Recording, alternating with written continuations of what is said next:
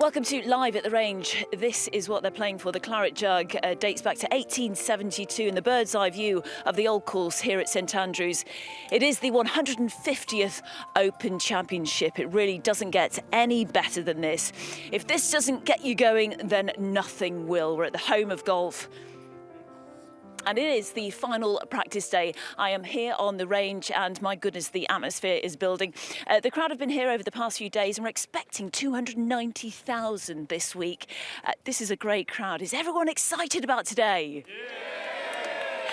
I'm so glad that worked out. You're a great, you know, you're the best crowd so far this week. You really are. Take a walk with me down here. It's been such a busy week. It really has. We had the Champions Dinner last night and all the greats of the game outside the R&A lining up. Tiger, Rory, Jack, Shane Lowry, Podrick Harrington. It was fantastic. We had the celebration of champions on Tuesday. This is the greatest of all Opens, Tiger Woods said in his press conference last night. And I meant to have a guest, and he's here. He's finally arrived. Paul McGinley, great to see you. Thank you. I'm on time, Di. Well, you're on Irish time, obviously. Yeah. This is a fantastic setting. It is the final practice day. What would you be practicing on a Wednesday, the day before an Open Championship? Well, I mean, at this stage, most of the practice is done. But again, we've got the same wind we've had for the first Monday and Tuesday. It's going to be pretty much the same wind all week long, so they're now used to the golf course. They're used to the fact that the wind is going to be coming off the left. So, I mean, it's just final preparations at this stage, and this is a day to actually tone things down. A bit like a boxer before a fight. Yes. They tone down their training, and it's about recovery, and all the work is done at this stage. So this is just kind of warm up and just staying in touch and staying in focus. So that's what we're seeing here. The players will not be spending a lot of time in the range today. The guys who spend a lot of time in the range are in trouble. Don't back them tomorrow. It's trying to keep a check on your adrenals, isn't it? And not get, you know, calming the emotions down, as you say. Rory Mcilroy was out on the golf course really early this morning, 6:50 a.m. he was out there. Trying to avoid the crowds. What's the game plan with him doing that? Yeah, trying to avoid the crowds and the slow practice rounds. Yeah. Remember, with the double fairways and double greens here, practice grounds are incredibly slow. And, you know, crisscrossing all the time. So even the rounds over the first few days, I mean, you know, we'll have 5.5 hour rounds. It's going to be that slow. It's just one of the things about St Andrews. So there's probably that element to it. Also, the second element is what I said earlier, recovery. You know, having the afternoon off, maybe a little light gym session, watch a bit of TV, tune out, and you know, be fresh for tomorrow more than anything else. That's what it is. Yeah. A lot of the players are making equipment changes here. I'm interested in looking in all their bags. Most of them are putting in a 2-iron. Matt Fitzpatrick, interestingly, hasn't. Just but most of them are putting in. Most of them are putting in a driving iron. You know, a 2-iron and maybe even a 1-iron, because those things can go like over 300 yards with the firm fairways. And you're just saying hi to Justin Rose, aren't you? Justin's just moved in next door, yeah. In fact, maybe we could go and grab a quick chat with JR. JR, how are you this morning? How are you doing? Yeah, good to see you. Yeah, you too. How are you? Yeah, really good. Had a good night's sleep? Yeah. Okay. What's it like to be here? It's amazing, isn't it? I mean, I think everyone's been looking forward to this one. Just the whole vibe in the town. The weather's been great. Obviously enough wind to keep us honest, but yeah, we'll see. I think I have a final prep now. Absolutely. So final practice day. Did you have a good Scottish hearty breakfast this morning? Did. Chef took care of me, minus the haggis and all of that stuff, but yeah. Listen, we were super impressed with your round in Canada. My goodness, almost at 59. Still got great memories from that. Yeah, I'm still riding that little bit of confidence. I mean, I think I'm beginning to play well. That's the good news, and I think that is the spark you need. You know, a little bit of confidence now, just to glue it all together, and you know, to sort of see a round like that sort of come in, and to know that there's that horsepower, so to speak, you know, available, which is good. So. Totally different test this week, of course, but yeah. I mean, clicking into some old memories and just trying to get inspired by this place. Yeah, great stuff. What's your practice going to be right now with this wind hard off the left? Yeah, trying not to get too used to hooking it. You know what I mean? I think we have tried to use some of the tech this week. You know, TrackMan and the GC Quad, just because. To get a feel for actually what the ball is doing spin-wise, because you know, to hit the ball straight in this, you can kind of obviously get a little bit active with the right hand, so to speak. Yeah. So just kind of getting a feeling of where square is, and not being too concerned if it does drift on the breeze right now. But obviously this is a great wind direction, because you're playing half the golf course on the way out with the wind off the left, and obviously you have to turn and make the adjustments to, with what you need to feel at impact, playing the last few holes coming in. So this is a valuable wind direction for half the golf course. Yeah. Paul McGinn, he's having a quick look in your bag, aren't you? Just in there. Yeah, he's having a quick nosy. Any equipment changes this week? I see a lot of players are putting in a 2-iron. You got one there? Yeah, 5 woods out, 2 irons in, and kind of gone back to the high toe wedges, which is a tailor-made product I've used a lot in the past, and I just felt that Less bounce. A little less bounce this week, the 07. I used a different lobber last week, which then kind of changed a few things, and I was having a different look between the lobber. The 56 and the 52 was bugging me a bit last week, so I found like the flow between these three is behaving pretty well. No change to the driver? No change to the driver. No change, yeah. No, nothing like that, yeah. Good. Okay, way to go. You're ready. All right, mate. Cheers. We really appreciate that. Just on the loft, like you change the loft, it might suit you one way, but it'll hurt you the other way. Right. So I feel like something pretty neutral you need this week, because wind's off the left half of the course, like we were just talking about, and then off the right. So you need something pretty versatile. Good. Well done. Great. So thanks, JR. Really appreciate week. that. Thank you. Paul, let's go over here. And this wind in comparison to yesterday, how does it compare? Same. It's quartering a little bit more into the players today. Yesterday it was a bit more down and out of the left, but it's just going to veer a little bit, but it's coming off this direction, which Justin was saying there. So it's down off your left shoulder on the way out and into off your right on the way back. Quick calculation, there's six par fours that are drivable for these guys in these conditions, even with this wind. I'm looking at the 3rd being drivable, I'm looking at the 6th being drivable, the 8th, the 9th, the 12th, and then the 18th. Was it you telling me the other day, somebody from the R&A was telling me the other day that 30 balls went out of bounds over the back of the 18th green. Really? Yeah. That wasn't me. I'll take that stat and I'll use that later on. It just shows you how short it's playing now. Even a lot of players are hitting 3-wood in there, and they're actually hitting it and going up the bank and over the back. Yeah, it says 15 miles per hour. It feels a bit stronger. It feels a bit colder as well. 16 degrees. I feel so. It's about 12 by the North Sea. The forecast is actually to be no stronger than that all week long. If anything, it's going to die some, and they're talking about even 5 or 6 miles an hour on one of the days. So we'll have to wait and see. You never know by the sea because it can change so quickly and rapidly around the sea. Yeah, it certainly can. But it's not going to change direction. It's unlikely it's going to change direction. Yeah, well, with all the advances in technology, Paul, does this course still stand the test of time?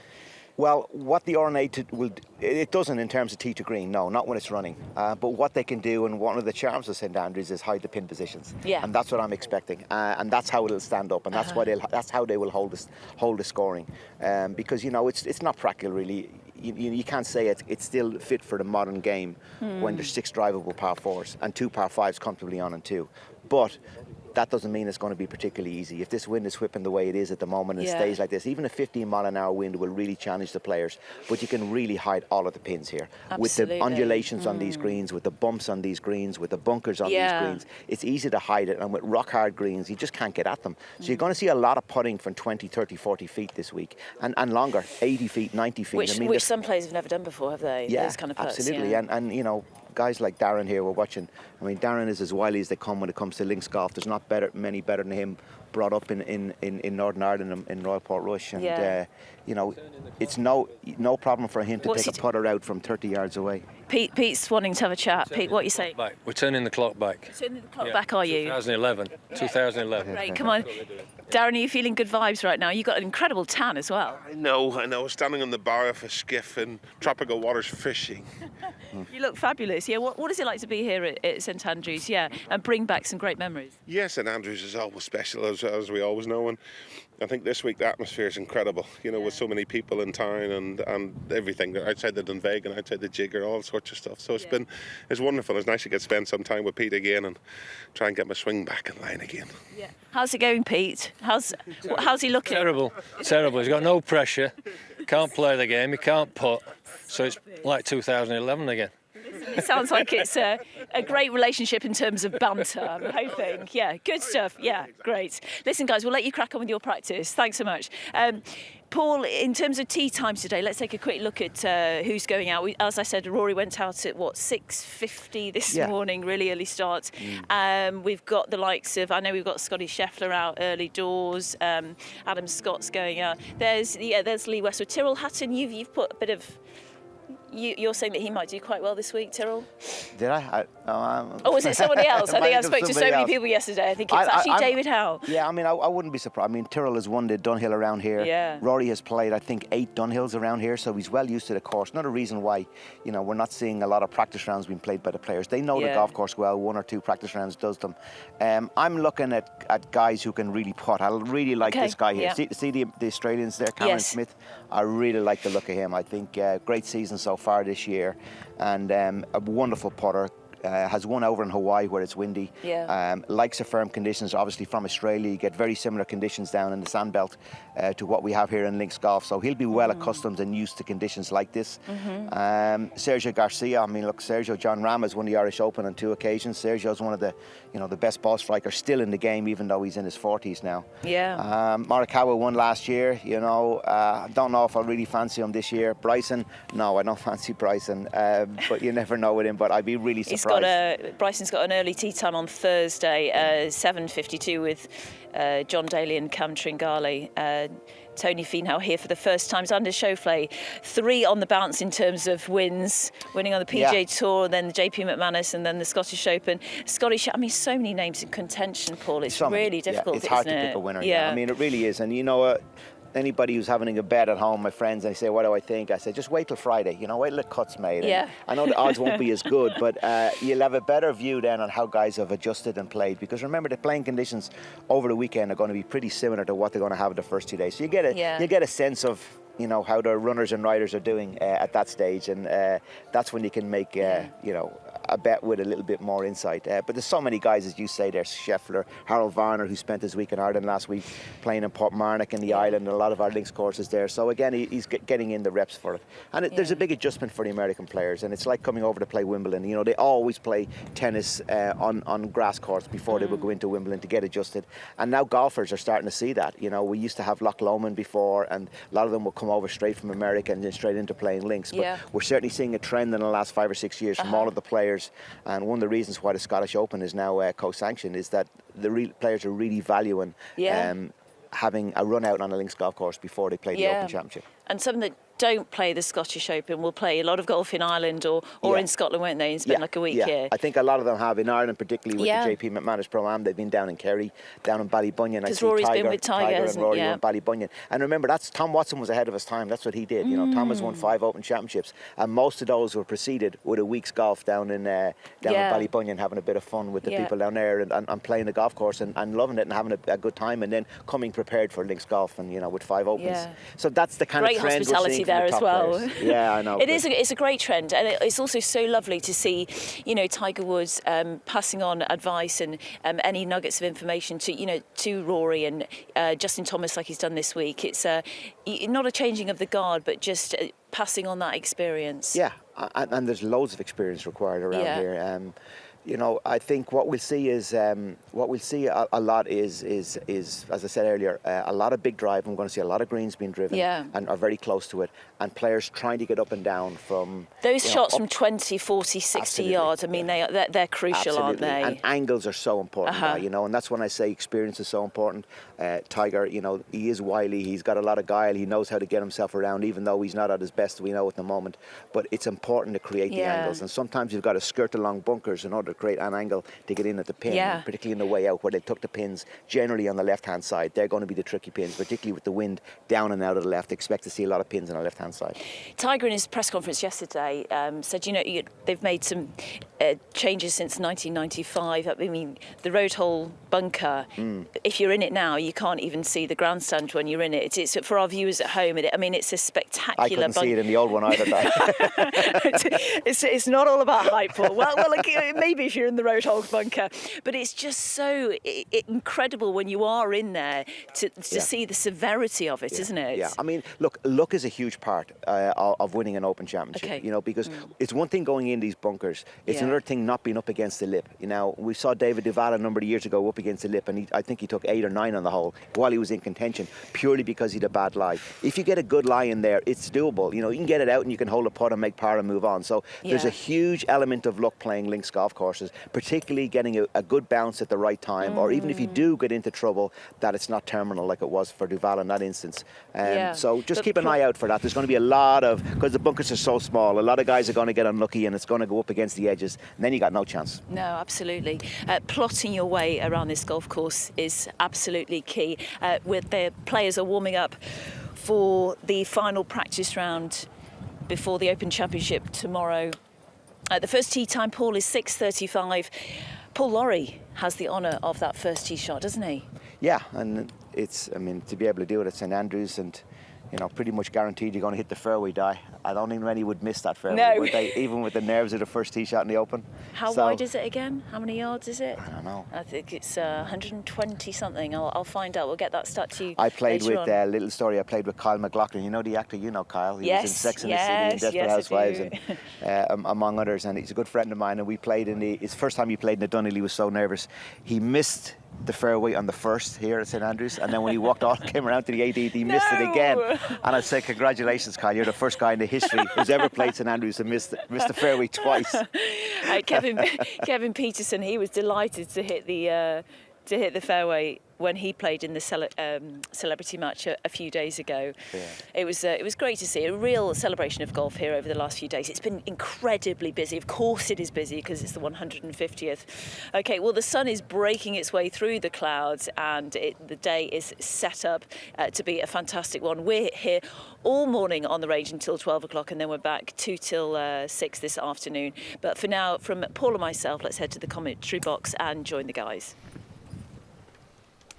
Thank you, Di. Yeah, thoroughly looking forward to this. Not like Paul McGinley to throw in a little name drop or two there, Simon Holmes. He knows so many people, doesn't he, Paul McGinley? It's lovely. All the different sort of actors, every businessman, all sorts of different people love the game of golf. So we're all joined by the love of the game. He's almost as well connected as you, which is remarkable, really, because you're the most connected man I've ever come across in my life. Yeah, you're live at the range Wednesday morning before the 150th Open Championship, and wind still over there off the left-hand side. Just sort of thinking, 3 days, if you hit 100 balls, that's 300 balls, and when you think level par for 4 rounds is 288 shots, you don't want to hit too many balls in this left to right wind. No, I think it's difficult. It's not a range that you'd like to practice on much, but you're going to play the first 7 holes really in this wind. So, that's one of the things when you go out and then you come back in again. You've got to be able to play it left to right, right to left. You're going to have all the different shots. That's the challenge of St Andrews. St Andrews, the old course, living up to the hype. Wasn't always called the old course. It was named that in 1895 when a new course was built.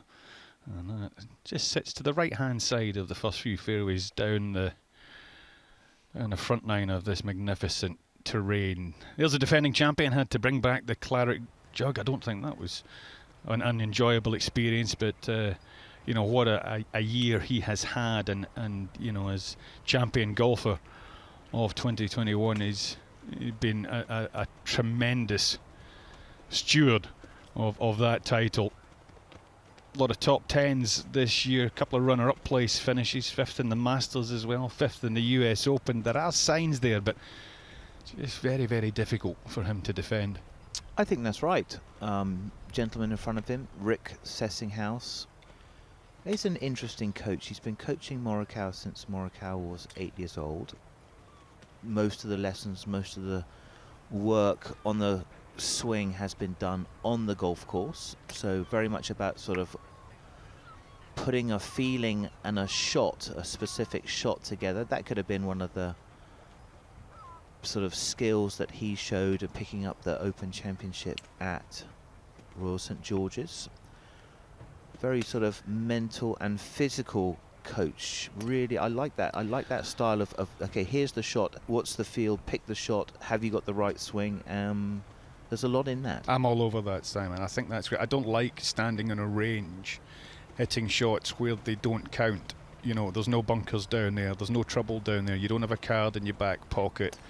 There's a lot of freedom. You go out on a golf course, you're a completely different character. The swing speed's slightly softer because You can't have that carefree abandon. You're a little tighter because of the pressure that you're under, and you've got to react to different lies, situations, angles of attack, all that kind of thing. That's what's crucial, in my opinion.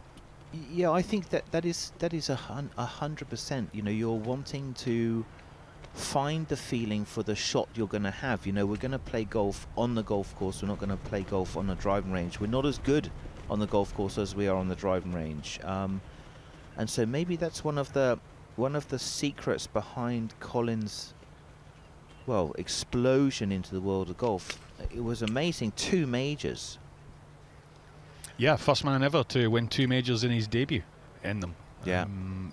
You know, and that, you know, you're talking about the coaching, being able to adapt that rapidly to the links conditions that he prevailed on, and is all down to the type of work that him and Rick are doing. Yeah, I think, you know, grew up on the Chevy Chase golf course, which is kind of like I guess that's a Pasadena in California. So it's kind of a... Did you go there for a vacation?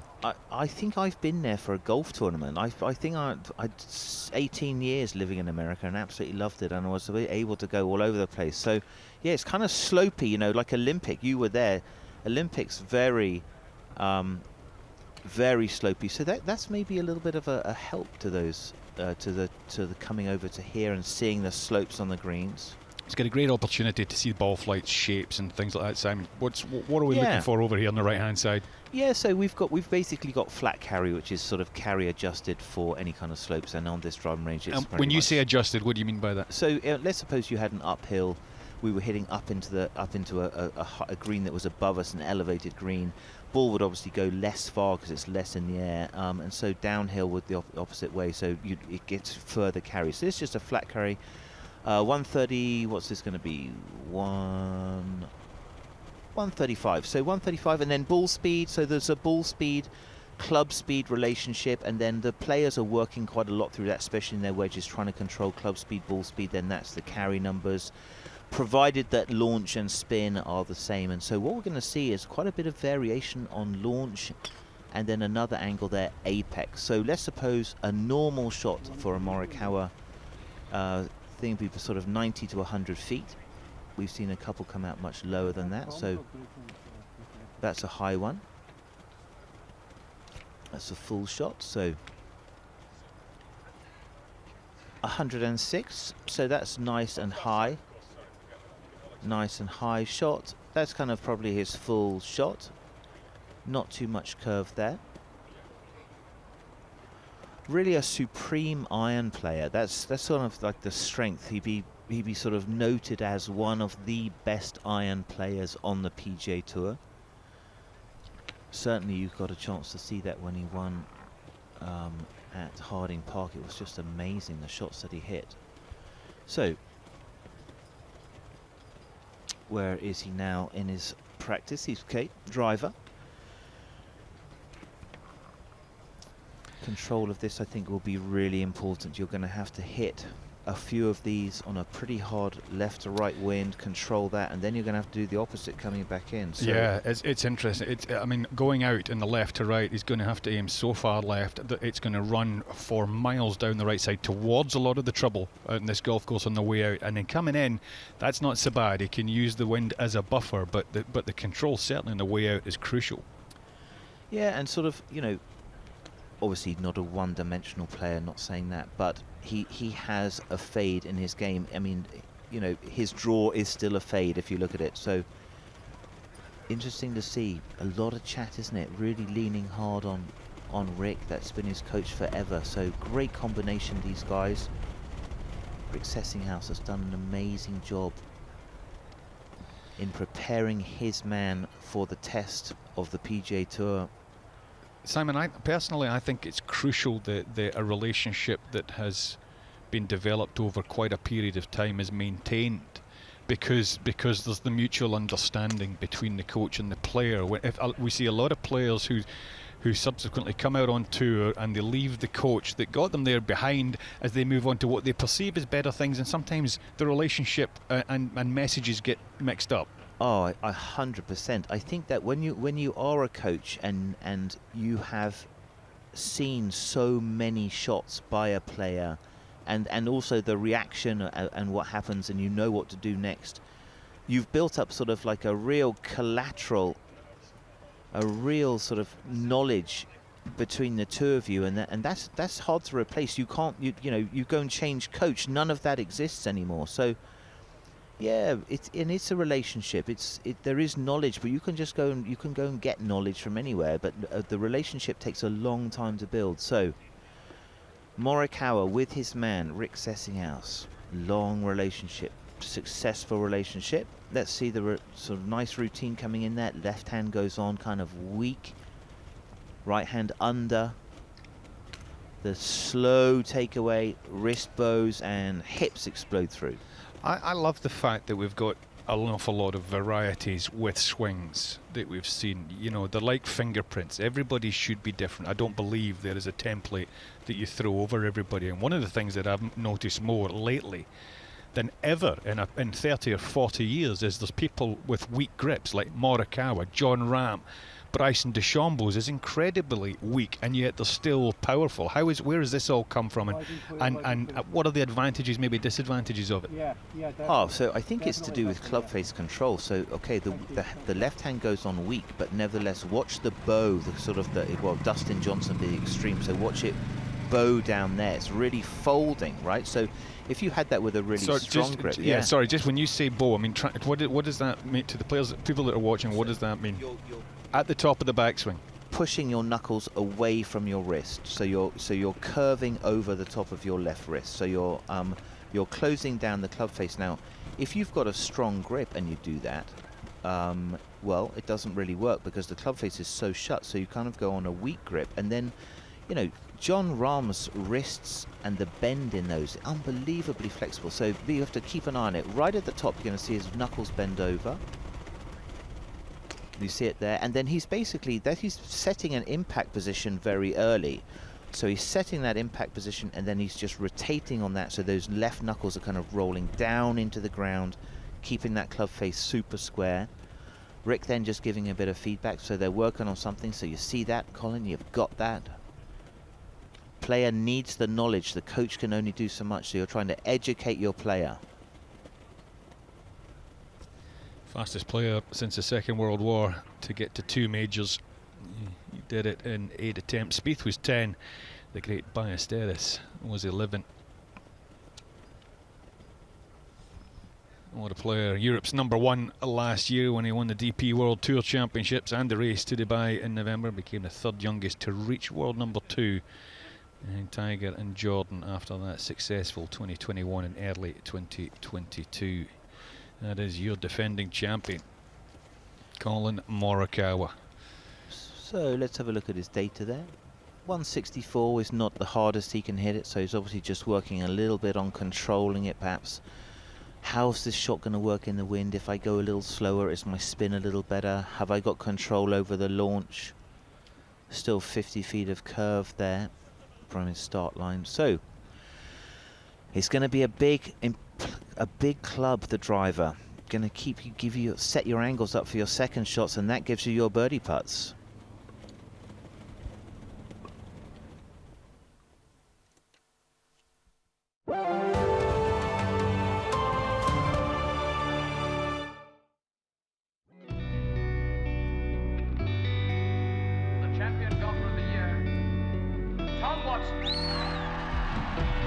To the next 150 years of open golfers, respect the game. And it's there.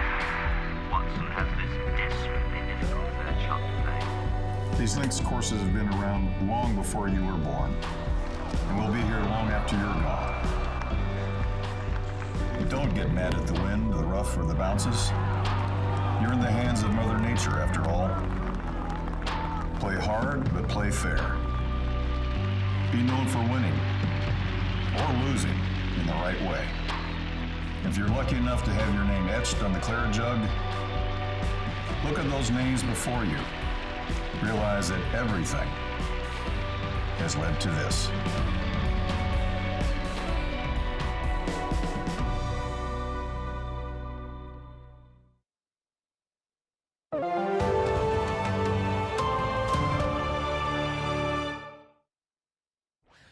And what a day. I'll tell you what, someone that was up a lot earlier than me, this young man here.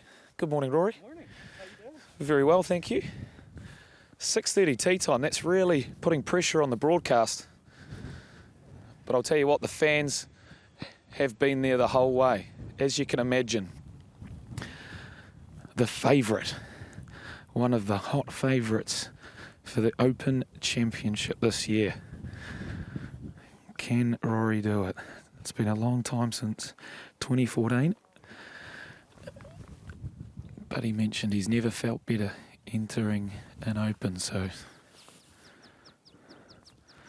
as he pulls driver, similar one to yesterday.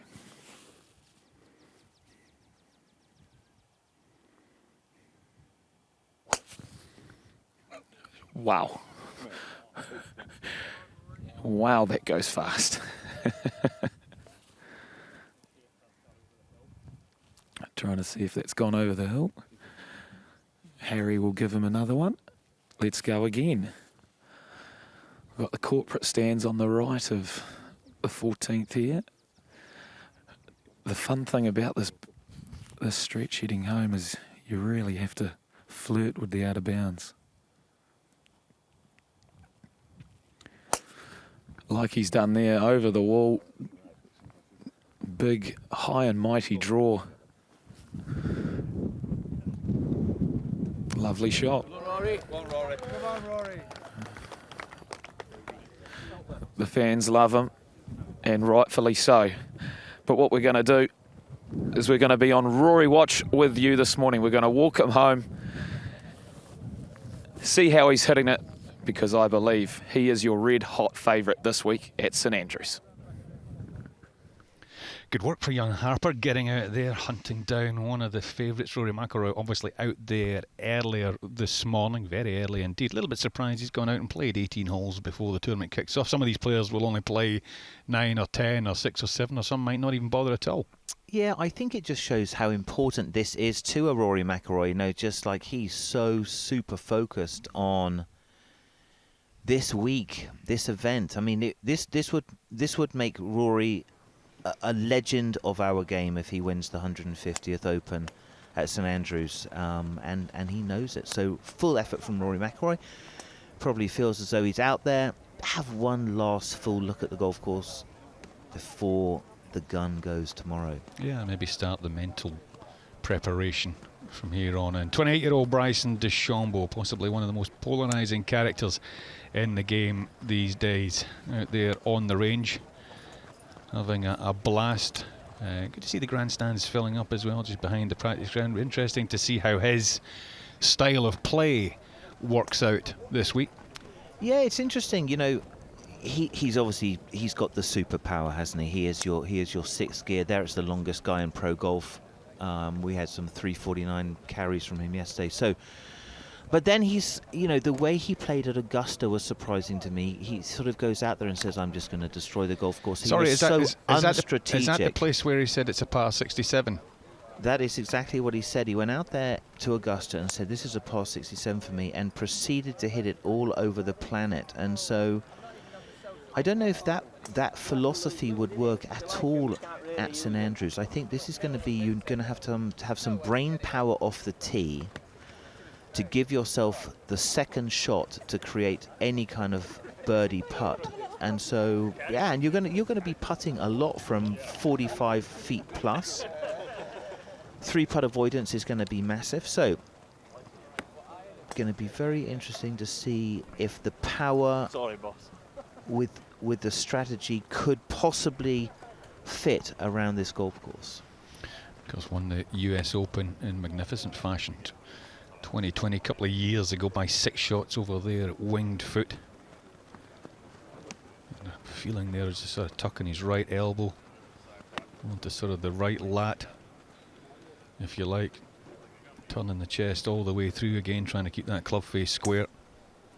Yeah, I think, you know, maybe on a left to right wind, there's a tendency of trying to maybe get your right hand in there, right elbow in there, so kind of that rotating in, making sure that right side doesn't release at all, so that the rotation is connected up.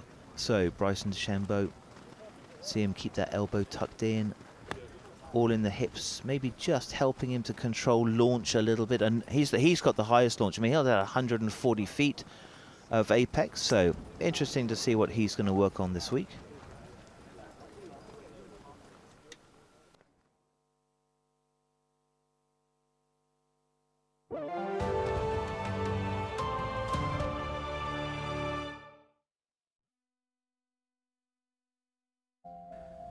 You know, I don't really know what to expect when playing. I think everyone said the course can play easy when it's sort of benign like this, wind-wise, and that the course has got some gnarly teeth if the wind picks up. So I think that kind of goes for all links golf, and you know, I'm hoping that I can kind of play in a week that's asking for a lot, but play in sort of every condition.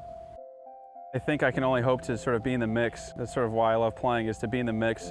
Coming down the stretch on Sunday, you really can feed off the crowd and get involved with everyone. And I think the feel will be, everyone realizes how special the tournament is, how special the property is, and you know, it landing on the 150th is so special that I think everyone's going to be sort of united in a sense of happiness, I guess, you know, on property. I think everyone's just going to be in a good mood.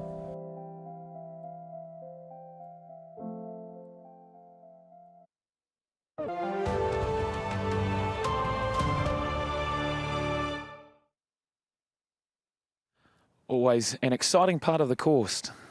16 and then the 17th tee shot. Rory McIlroy is in cruise control this morning. I've enjoyed the company of Jerry McIlroy. He said he's striking it well as he makes his way over to the 17th. What a famous tee shot it is. Statistically the hardest course on the open router since statistics were made. And here he is, the man of the moment.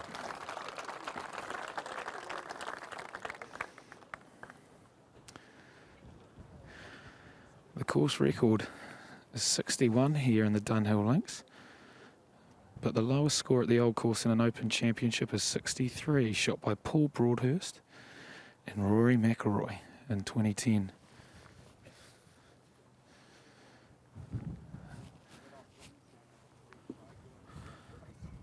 He's looking at the green flag, so he's actually aiming this left of the Old Course with a fade. The wind is certainly helping him.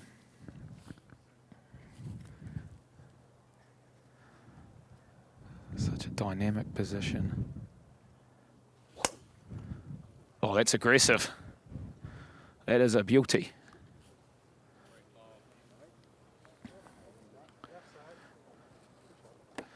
A good shot, left side. The fans want one more. They won't get it. He looks so relaxed. He is right in the zone.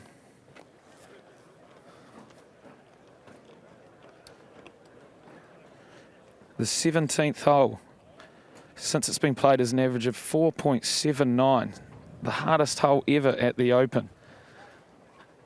There is going to be some serious memories made this week on this hole as we follow Rory all the way home for your pleasure.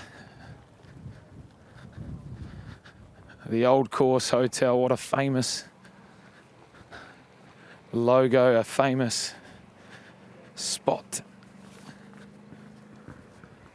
Rory's got that swag going.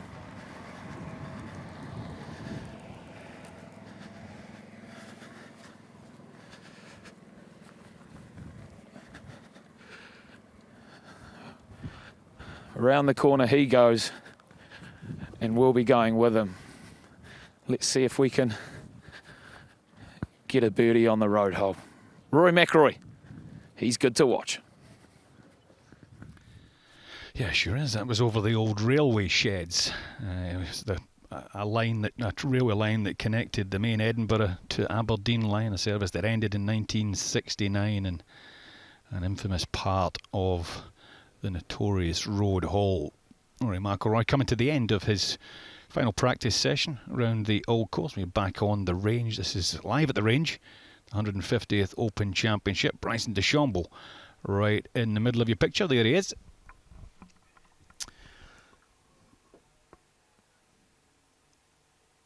That left-hand position, that arm position, almost parallel to the shaft and his arms all in one plane. Very high hands, and that's exactly what we wanted to see, so well done from Bryson. No more beating around the bush. Show us what you got with the driver. Perfect timing, perfect timing. Let's get the big stick out. One of the things that interests me, and a lot of people won't know because they don't swing it hard enough, is that nobody else pushes the boundaries of the equipment like he does. You know, the balls start to have a negative response to the impact of the golf club. The club face can have a negative when it's swung as vigorously as he swings it. Yeah, I think that's right. You know, he's done a deep dive into the long drive championship guys. You know, let's suppose, well, fastest is, let's say, 150 mile an hour club speed, 225 ball speed. That is as quick as it gets so far. Bryson just a little bit underneath that. So we're kind of looking for anything around a 195 ball speed. So just warming up here. And you're going to see the highest apex in golf. That's going to be like around a 140 apex. And so Bryson, if we took that tee shot there, which is his opening start, he would basically can it straight in the hole on the first. That's all right, that Bryson. Yeah, just pocket that one away. I've got him as well. Actually been measured at the Open at Royal St George's as a 207 mile per hour ball speed. Don't get anywhere near that, he will be sending it all the way down the road at the scores, probably end up in the aquarium. So fun to have our TopTracer technology. So don't think you like that one, just kind of warming up the body, but look at the ball speed starting to climb. That's a carry number, that is a 301. Right, so this is live Bryson shots that he's hitting there, superimposed over the top of the 18th hole, just to give you an idea of what you're going to be seeing during the week at this 150th Open. Yeah, real-time technology here. Obviously, he's over there on the practice ground. We've superimposed these data points into this picture and given you an indication as to where his ball is descending, is landing upon the 18th in front of the steps of the R&A clubhouse.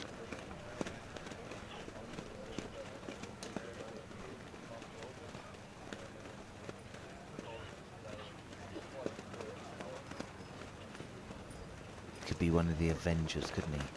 Bryson De Shamble. Big upper body, strong.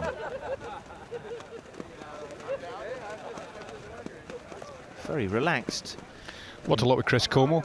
Yeah, I think that's great. You know, you've got sort of you've got biomechanics meets golf instruction. So Sasha McKenzie's like a genius guy for this. Who else? Mike Adams. He's a genius guy for this. And Chris Como is a guy who'll stand up there all day with you and work on it. So a lot of science has gone into this golf swing.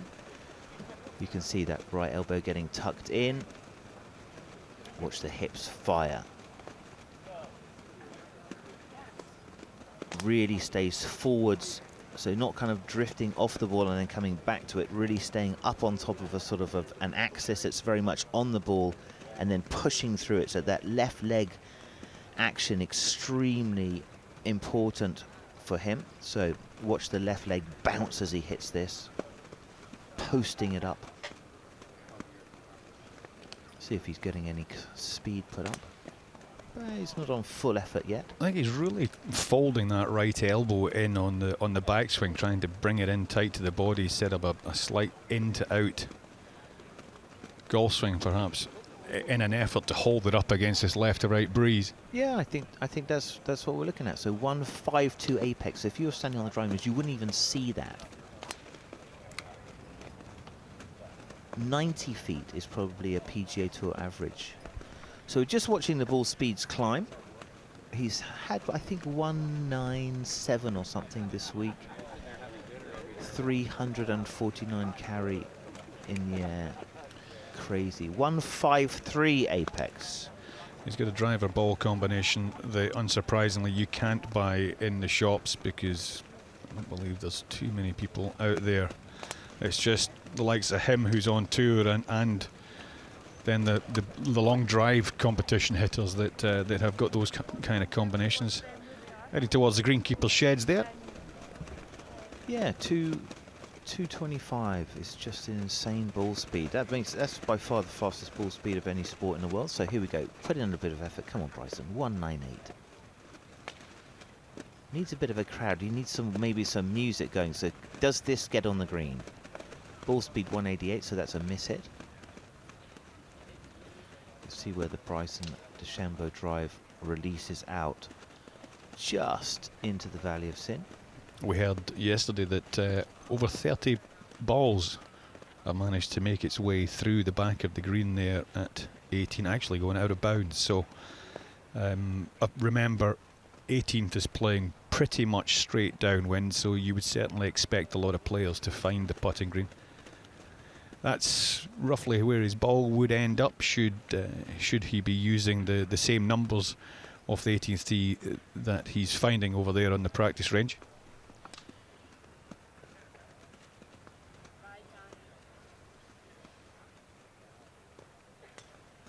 Be interesting to see if you sort of go around the St Andrews golf course, the old course, what's going to be his strategy. You know, that's obviously a strong iron that he's got in play there. A bullet iron. That's it, show's over. He's light of reps though, isn't he? He's not played much with the injury, the hip and the hand and the wrist. No, I don't think this is full speed for him. I don't think he is at full fitness. That injury in his hand, but you know what? Seems like a happy guy. Could he be an Open champion? It's going to be interesting to see. Maybe going to go and do a few holes, see what kind of a strategy is going to suit him. You don't think you can bully the old course. She's going to bite you back. Signs a few autographs and off it goes.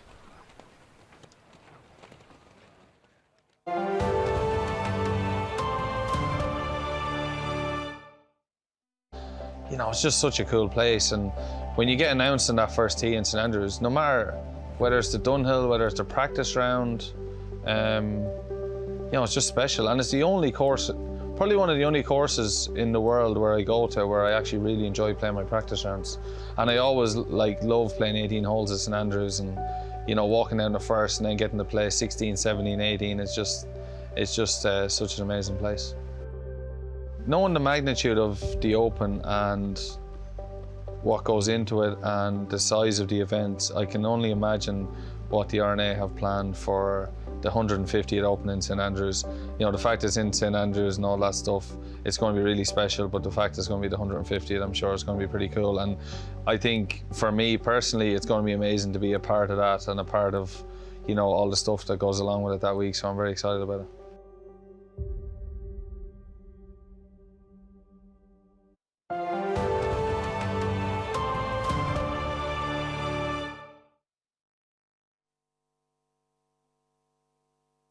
Live at the range on Wednesday morning, just a few hours now before the opening tee shot gets struck. It's slightly cooler, but still nice summer skies and a fresh breeze that is about to tail off over the next sort of 24 hours or so. So somewhere in amongst that melee over there is Paul McGinley and Di Stewart.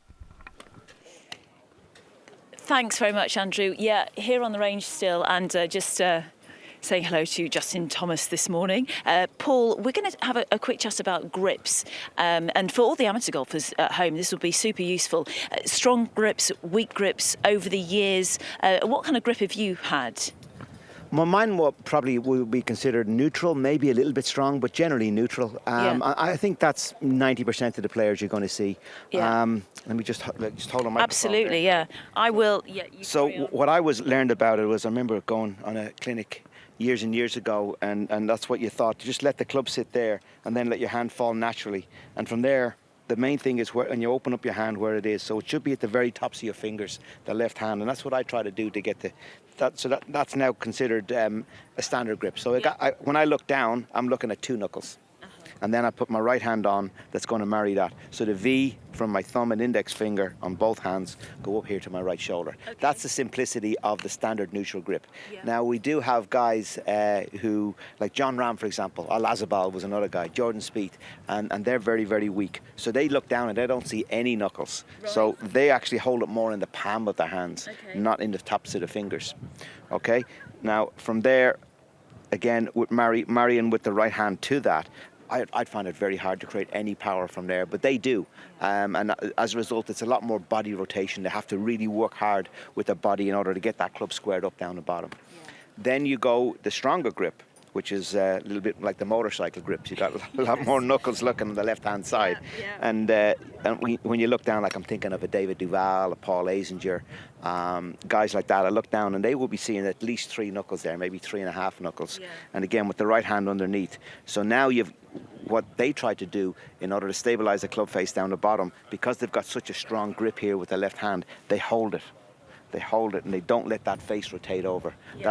That's what the strong grip is all about for them. Generally, they will then hit a fade, which is the way both of those players played. Yeah.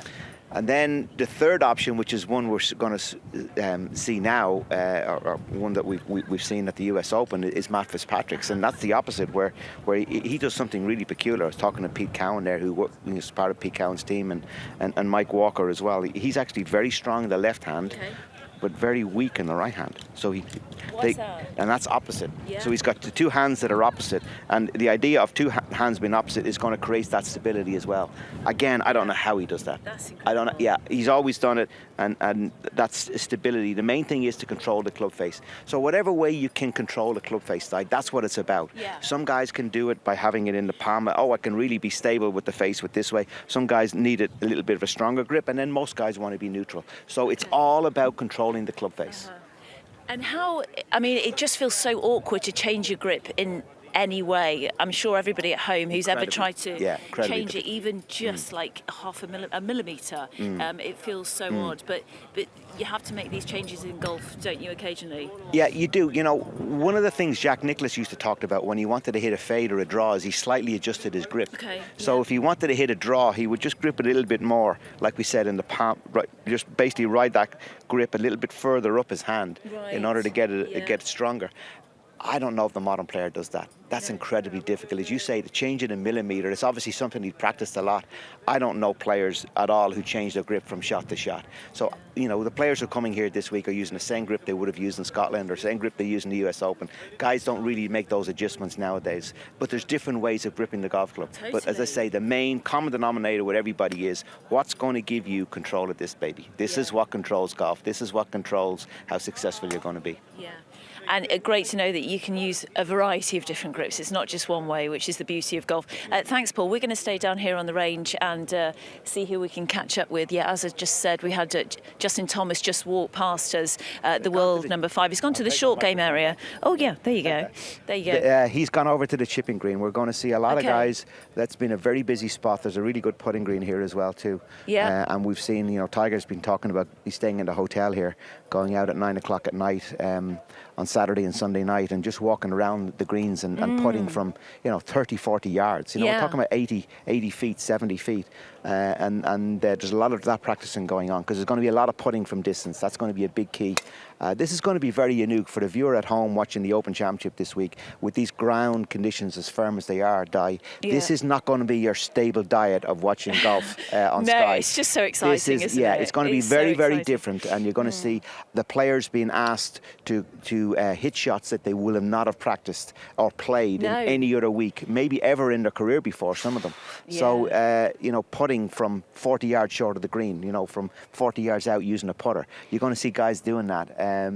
It really is going to be, and you're going to see John a lot Daly of like to do that. Yeah, you're going to see a lot of greens being driven, and you're going to see a lot of good shots ending up in pot bunkers because the ball is running so hard and fast. It's a matter of time before you get in trouble. Everybody's going to get in trouble at some stage, and as we said earlier, if you get in trouble and you get unlucky and you get up against the front of these bunkers and you can't get it out and you know can't even get a stance, you know you're going to have real trouble. So we're going to see high numbers. We're going to see a lot of volatility, but in general, we're going to see good scoring. I think, particularly as the winds die over the next few days. Okay, well, I spoke to Seamus Power here yesterday. He was in bay number 5, and he just said, you know what, you can't beat yourself up too much because, as you said, alluded to earlier on, you do need a little bit of luck around this place, and you don't know where your ball is going to go occasionally. So you've got to roll with the punches with this game of golf here on this old course.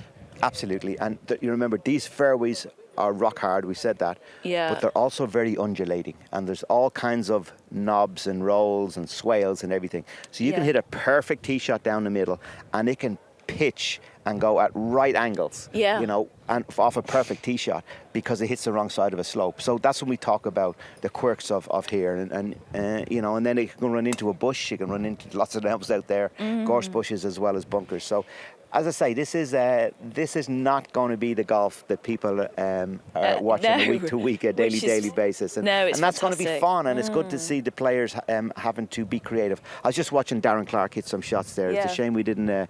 He's finished just now. Over there. He's just having a chat with his caddy. He was hitting shots. If you can see the flags out there, they're not very far away. They're, what are they, 40 yards away? Yes. And 40, he looked like yards, he was using an 8-iron die. And the wind is off the left-hand side. He's using an 8-iron, and he was hitting little draws, and his balls were coming out with a little draw into the wind and loads of spin on them, and coming down 1 bounce, 2 bounce and checks. You know, that's the kind of skill set. Now Darren knows how to play those shots. Most of the guys don't because he grew up in the links. But that's the kind of skill that we're going to see here this week, to see those shots being played. Tiger said in his press conference yesterday on the 10th hole he was playing a 6-iron from 120 yards. You know, and these are shots that you just everyone at home. If you ever get the opportunity to come up to the old course and play here at St Andrews, you must seize it and seize the day. The crowd are swelling. I'm going to go and have a chat with the crowd very shortly, but we're going to take a short break, and we'll see you in a couple of minutes. But we're loving it down here.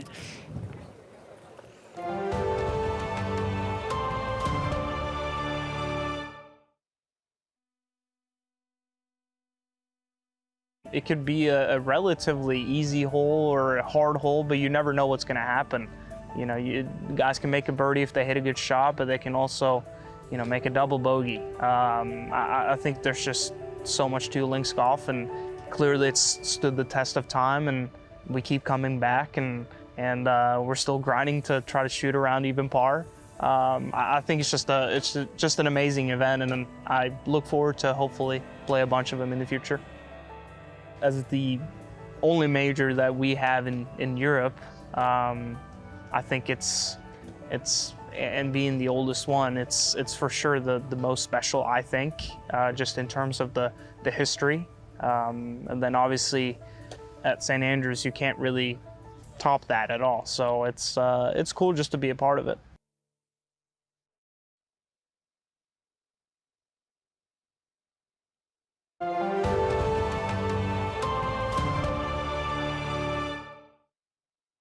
We've made it to 17, and Rory has made it look like a cakewalk. If we come over here, here's the birdie putt. Have not seen a single person birdie it this whole week. How's Rory looking? Oh, easy as you like. Rory Mcilroy. Really interesting to see how they prepare and practice here on the 17th. So many people are missing the greens and regulations, so Rory will be looking around and trying to find the best place to miss, which naturally is the front of this green, because once that bunker comes into play, we know how steep and dangerous that is. Tiger mentioned in the press conference many years ago he could quite comfortably see out of that bunker, but now it's so deep. He was mentioning that all he could see was blue sky, which on its own is unbelievable here in Scotland. What a week it has been weather-wise. It's funny, they complain it's too cold, and then now we're complaining it's too hot. No complaints here. The wind is starting to pick up yesterday and today. It's getting breezier and more challenging, more linksy. And that's what we want here at the Home of Golf. We want that perfect combination. Harry, the super caddy's been on fire this morning, putting out markers for Rory.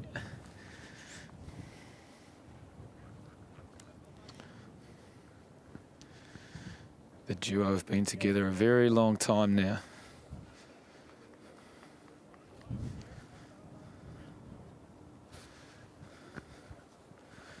Looking at this back left pin location, which is guarded by the bunker. Nigh on impossible shot. Rory is oh so nearly puts that into the bunker. That's not bad. That is not bad. That is absolutely brilliant. He'll try his luck again. Playing that shot in a championship. Wow, it's barbaric. Absolutely crazy stuff. There's so much that can happen on this hole. So much fascination. I'd love to see one down here. Come on. Come on. Come on. I want one from here. Yeah, come on. Come on, Rory. Come join me over here.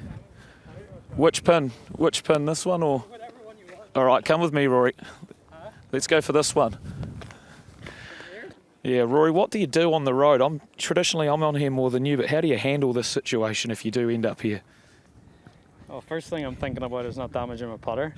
I mean, you're just trying to give yourself a putt for par, but try and, give yourself 15 or 20 feet and you're happy enough. So I'll try and give it a go. All right, give it a crack for us. Be careful of that putter. This is as tough as it gets. Get up. Oh, wow. Wow, you put on a show for us today. You'll take that? Yeah, I can hold that one. Well, I don't think you can. 10 quid says you don't. Go on. Go on. Oh, no!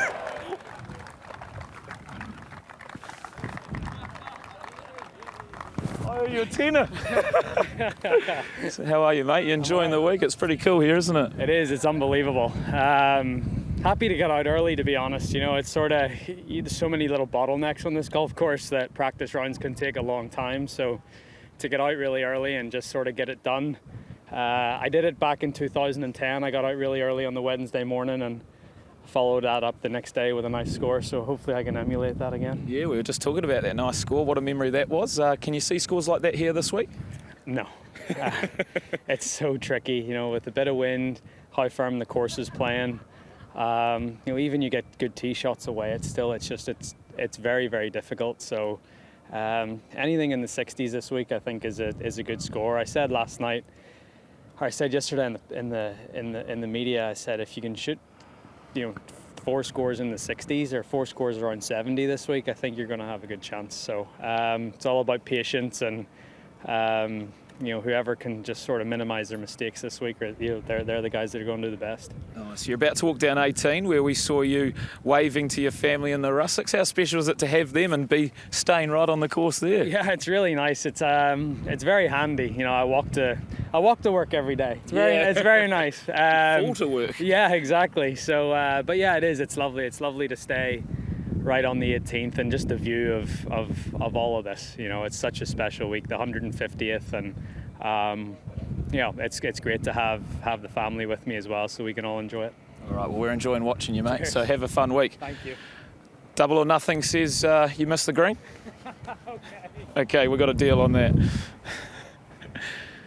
One of our favourites, both as a fan and as a player this week. A true gentleman of the game is Rory Mcilroy. As we turn and watch him, he's pulled 3 wood here on the 18th, 356 yards. The wind is hammering from behind us. He'll have to lay off this 3 wood a little bit. I've seen a lot of players comfortably get it to the green here.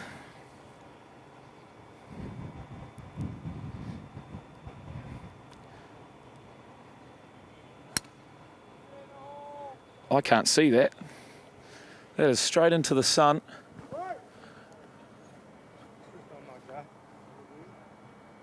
Where is it? I have no idea where that's gone. We're going to have to... We're going to have to walk down and check that one out. What's that club there, Rory? 2-iron. Okay. We said the wind was strong, so he's dropping down to a 2-iron. 129 yards wide, this fairway. I can confirm I've missed it. Rory, on the other hand, a high and beautiful baby draw. That's money. Nice one. Thanks, Rory. Appreciate that, mate. Well, he simply outclassed me there. And why wouldn't he? He's one of the best in the world. What a way to start the day here on the 18th. Rory McIlroy, get behind him. I think you're 20 quid down, George. I'm almost certain that 3-wood found the green. I hope you've not got too deep pockets and short arms. It's interesting, that one about 17, Rory, on the sort of front right there, because they tuck that pin even deeper behind the road hole bunker. And I just hope that he knows about the miss left of the road bunker, almost towards the 18th tee, which makes for a very straightforward chip back to the hole. Yeah, it's all the nuances, isn't it? We saw Jordan Spieth coming in from the left yesterday and sort of hitting a shot and trying to figure out where the bounce was going to be. So, yeah, each tee, each pin, each wind condition creates a different scenario on every single one of the holes. So, when you've got a memory like Tiger Woods. So it's going to be interesting to see. Well, some serious chat going on. Poulter holding office with somebody. I think it's Jamie Donaldson, isn't it? Jamie Donaldson, who's qualified in here, qualified in the top 10 one of the 3 spots last week for Jamie Donaldson. Remember the shot of the year over at Gleneagles when both players in that successful Ryder Cup team took down a strong American contingent. 46 years old now, Poulter, the postman. Not won since the 2018 Houston Open. What do you think of his chances? Ian Poulter's chances. Well, I mean, a great short game, a great putter, but I maybe not coming into the Open fully prepared or fully focused. Lots of stuff going on for him. So let's have a look at some of his shots. 127 ball speed, that's possibly a 6-iron. Okay, little ball position and aiming combo. So yeah, I thought there were some vampires about there for a second. Yeah, well, Jamie Donaldson. So what this is, it's just a discipline. So it just helps you to get distance from the ball, aim, ball position, all guaranteed. So at least you know your practice is absolutely perfect practice. So Ian Poulter on a Wednesday, just double checking he's got exactly the basic fundamentals, and that's a great discipline. You know, aiming, think about aiming a 5-iron from the side from 180. I mean, like, how hard is that to do? You know, you can only aim yourself from right behind the ball, and we're always aiming from the other side, which I believe is something called like the error of parallax or something like that. So there's all sorts of science behind. Yeah, the what? It's an error of parallax. I some of my students are like unbelievably smart guys, so I try to get them to like aim properly. So when you aim from the side, not on the parallel, apparently that is called an error of parallax. So I'm doing most of the learning. So yeah, that's it. Error of parallax, Andrew. Bang! How about that? I thought it was a book for the kids or something, the Borax or something like that. Goodness me, Error of Parallax. Let's learn something new there, Holmesy. No, that one. This is the tricky little 11th with the Strath bunker just short of it.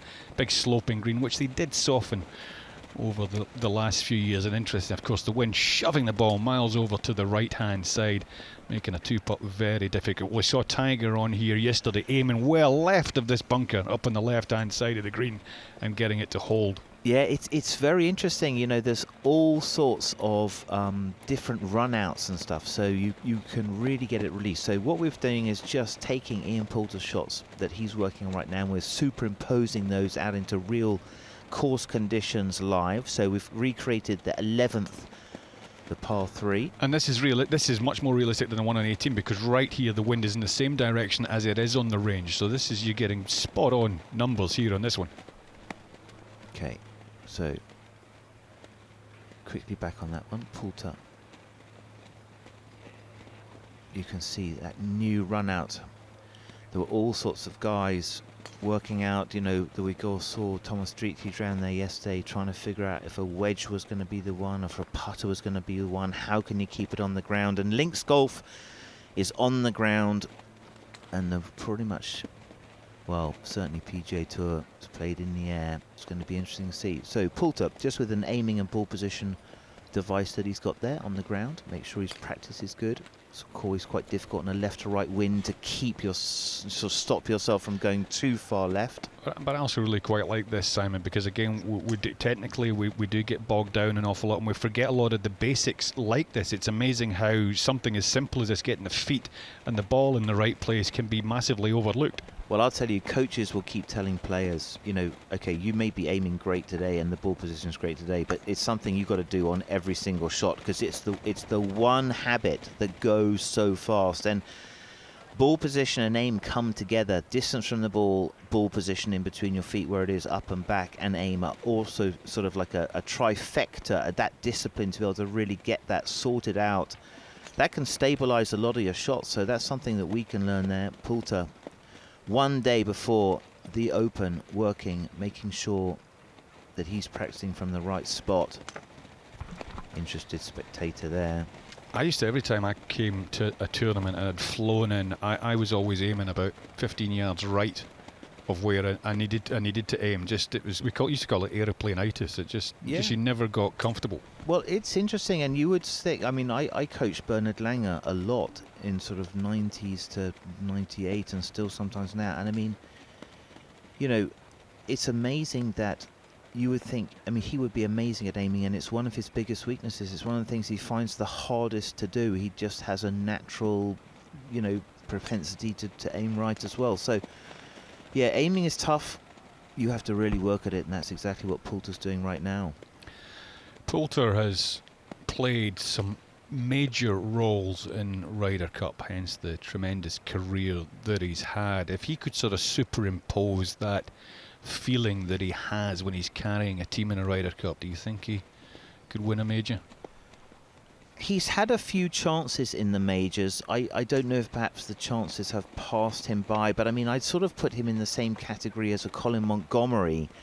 You know, if you think about their putting in match play and how aggressive it was, you know, and Monty, the best player ever to have not won a major, when he was in the Ryder Cup, his ball arrived at the hole 2.5 feet faster than it did when he was playing for himself in a major. So don't know why that was, but certainly, you know, I think Henrik Stenson won his Open because he was in a match play situation with Phil Mickelson, and Phil Mickelson played such crazy high-risk golf, and then, wow, Stenson had to match him in one of the great battles that we've ever seen around in the Open Championship. So it is, some guys are just match play specialists, and I think Ian Poulter, well, Ryder Cup hero. A little hold up into this left to right breeze.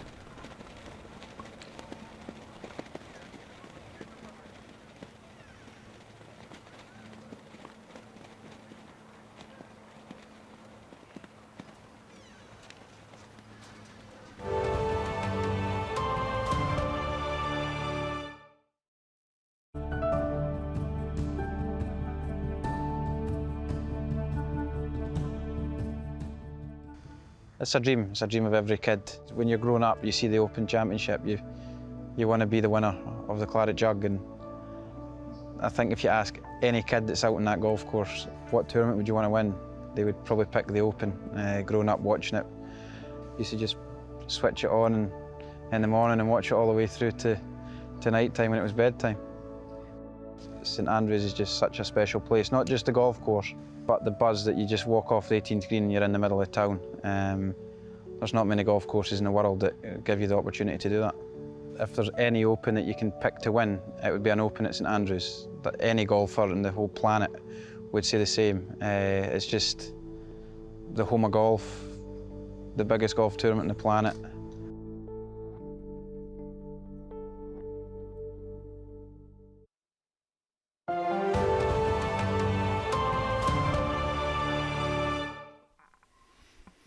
Well, very interesting. In the last segment, George Harper, I think rather foolishly, took on the world's #2 in a little bet down 17 and 18. Let's see how he got on down that final hole. It was a double or quits. Could Rory hit the green?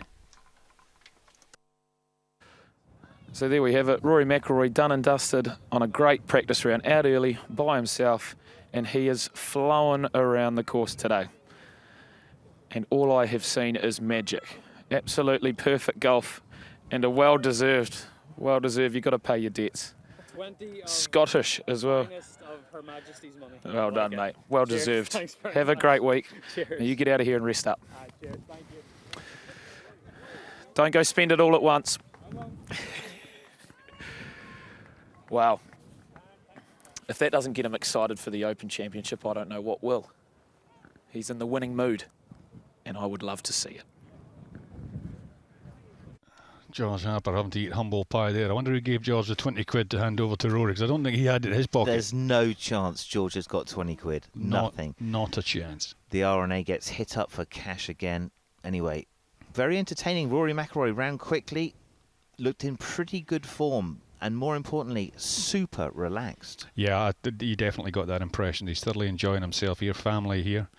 A little bit early for 11s, but not for that gentleman there who's stocking up on a bit of grub for a long day here at the links. Nice temperature out there. Great crowd starting to build up. It's going to be record crowds this week, and I think the golfing gods are going to shine down on the 150th Open Championship.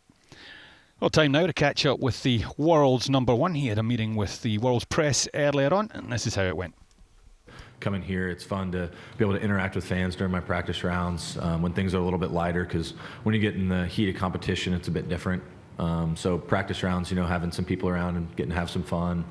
It's definitely been a good time, but it's something I'll assess at the end of this year. And then you mentioned having some crazy long putts out here. Do you have any sort of methodology for that, or is it just sort of see and feel and try?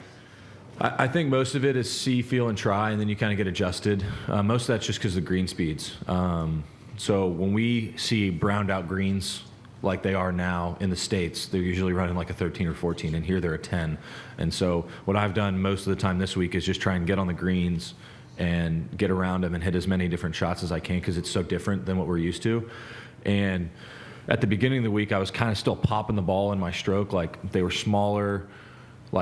So at home, if I take it back this far to hit a putt, here I have to take it back this far, so my rhythm's still the same. And at the beginning of the week, I was still only taking it back that little bit, and I was kind of hitting it instead of rolling it. And so basically what I did was just try and get out there and get adjusted, and just kind of get my mind in tune to the slower green speeds. Okay, for Tia at the front right there.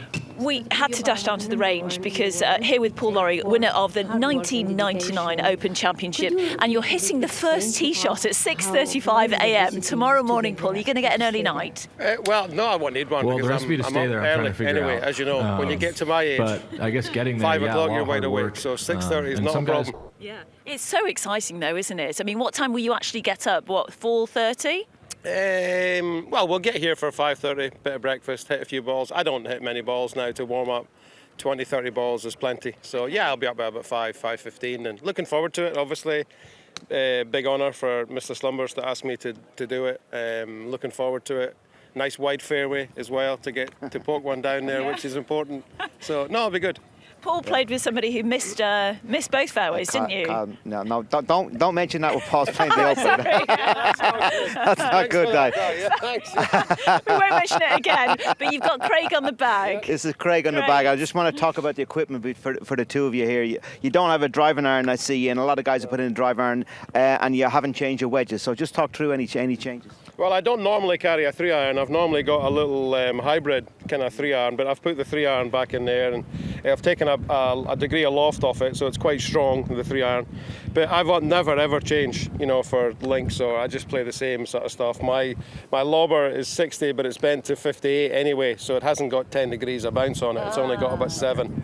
So I never like to mess about too much. I know a lot of the guys do, which it makes sense, but I just leave the bag as it is. A word from you, Craig. Big day too. Yeah, looking forward to it. It's the first time I've carried for Dad in the Open. I've obviously carried on the main tour, but first time at the Open, so the 150th St Andrews is pretty cool to be doing that one, so looking forward to it. Get that picture in the Swilcan Bridge, huh? Yeah, exactly. We were on the bridge yesterday, so it was cool to have Mum and Michael on the bridge as well, so yeah, it was, it was awesome. Yeah, it was lovely. All right, best of luck. Back to your practice. Can I just ask you really quickly, what's the dynamic like between you two? Are there ever any family arguments? Oh no. The younger one gets a little bit prickly when he caddies for me sometimes, but no, it's good. Yeah. I enjoy the boys caddying for me. They've done it for a long time. Craig and I hit it about the same distance, so that kind of works really well. Yeah. And then Michael's obviously a little younger, and I like when the both of them do it. Craig caddied for me in Jersey when I got beaten in the playoff, and then Michael caddied for me at Trevose when I won. Yeah. So it's lovely to have them out there. I enjoy it. Do you have any of the younger guys coming to ask any advice about playing in these kind of conditions? Well, I played with David yesterday, David Law, who I've kind of looked after, and we manage him now, David. So we had a nice day with him yesterday.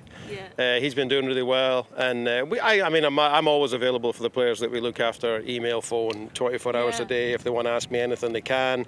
I don't contact them. I let them come to me because I don't want to be kind of bugging them. They're busy.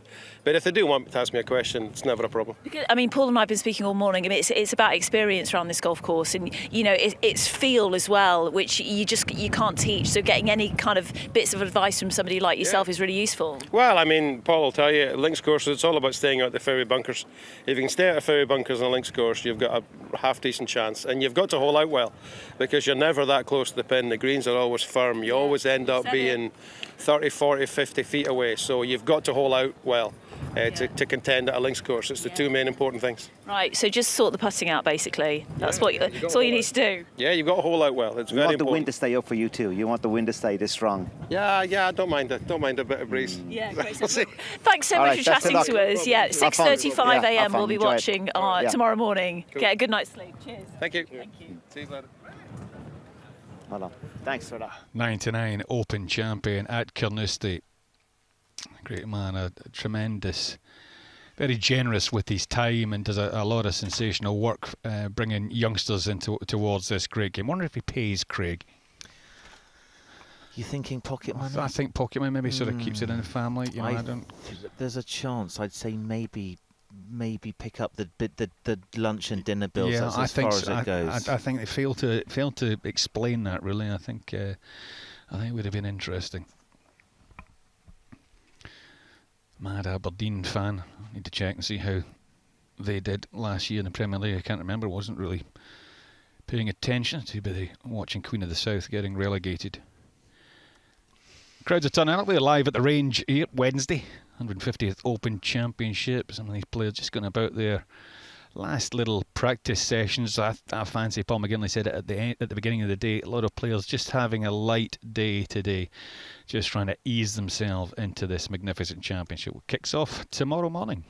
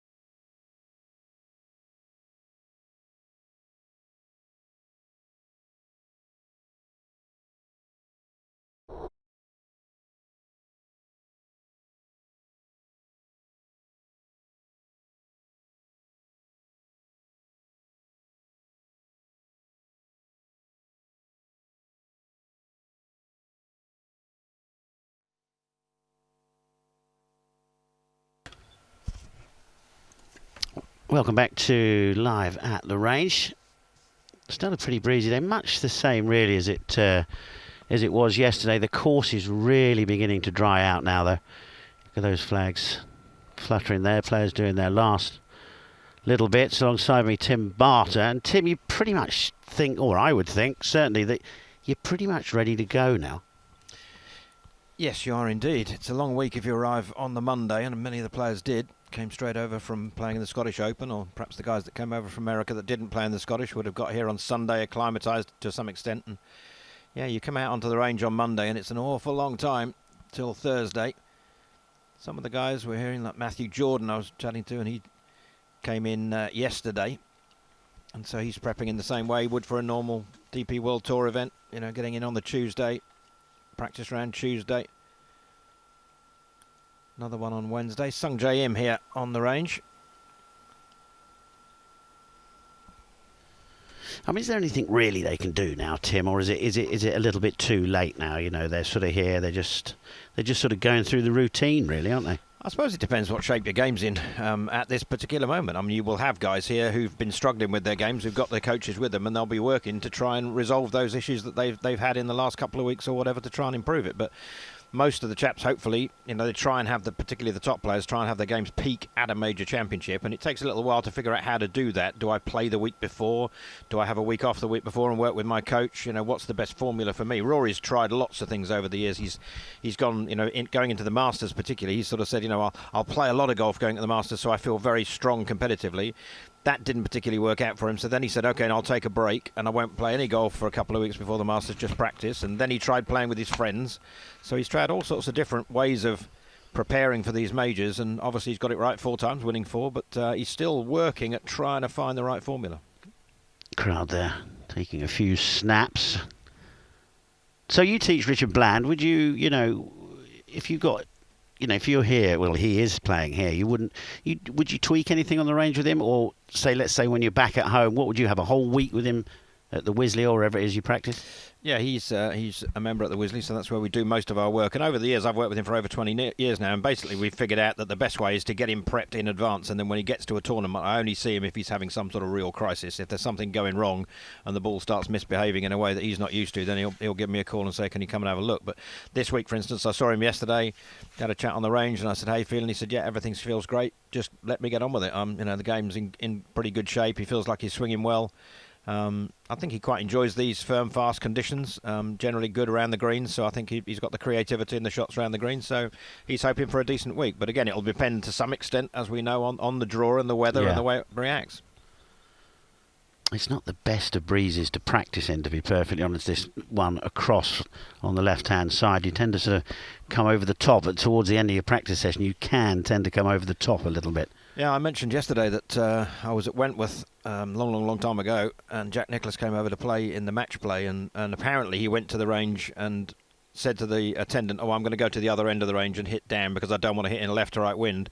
And the attendant said, I'm sorry, Mr. Nicklaus, you can't do that. It's a one-way range. You have to hit from this end. And Jack said, I won't practice then, and walked away. And is that right? Yeah, just said I'm not ruining my golf swing because, as you say, it encourages players to try and swing the club subconsciously to the left to try and counter the wind. They get a bit steep. They can, you know, cause themselves problems in their golf swing that then they go out in the tournament and suffer from. So most of these guys will practice in a left or right wind this week, but they'll limit their practice to some extent because it can be a spoiler. Well, this lad here has moved along nicely in that world rankings, Tim. He's up to 23rd now in the world. Yeah, he's a really fine player. And he's got a good technique about him as well. Let's have a look at this. Good posture there. You can see the arms just hanging down, knees lightly flexed, good spine angle. Lots of lovely width in the backswing. I do love a wide, economical top of the swing. It's just, to me, simplicity. You know, the less complicated you can make your golf swing, as long as you can create the power necessary to hit the ball the distance these guys need to hit it, the less moving parts, the better, because obviously the more moving parts, the more that can go wrong in the swing. And he's a good example of simplicity and economy. And good fundamentals, excellent grip.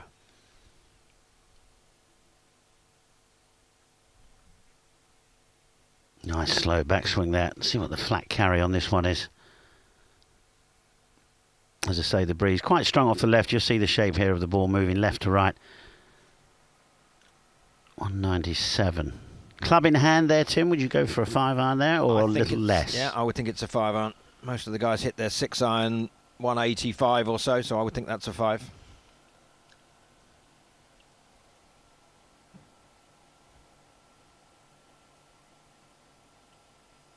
Yeah, you can, from my experience, not that I've won any majors, but I've played in a fair few of the Open Championships. You can play too much.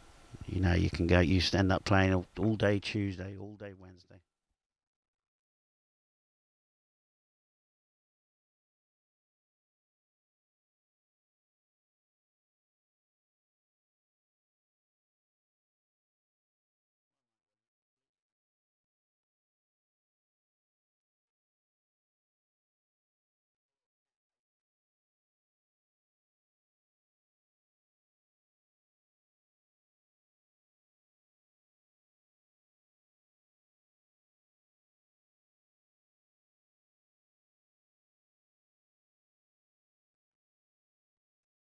Okay, we've just finished with Rory Mcilroy.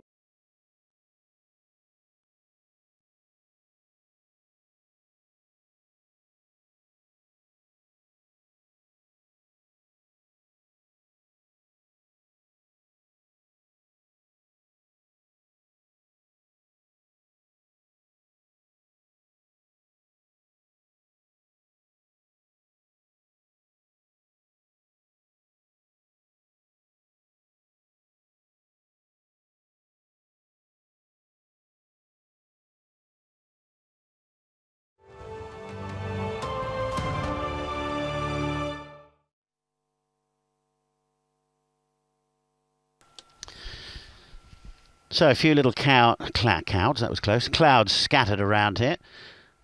Little few problems with my words early on this morning, but I'm sure I'll get that right. But George is out there enjoying the day. Come in, wherever you are, George. Okay, we've just finished with Rory Mcilroy on 18, and we've wandered over to the first hole. Got a couple of New Zealanders here. What are the odds? Ryan Fox and Ben Campbell. Great to be flying the flag for New Zealand. Good morning, Foxy. How are you, mate? Yeah, good. It doesn't get any better than this, does it? It does not get much better than this, that's for sure. Foxy, we were wondering, what's the technique with hitting one of the widest fairways on planet Earth? Aim in the middle and don't hit it too far either way, basically. Is that fair? That's very fair. Quiet, please.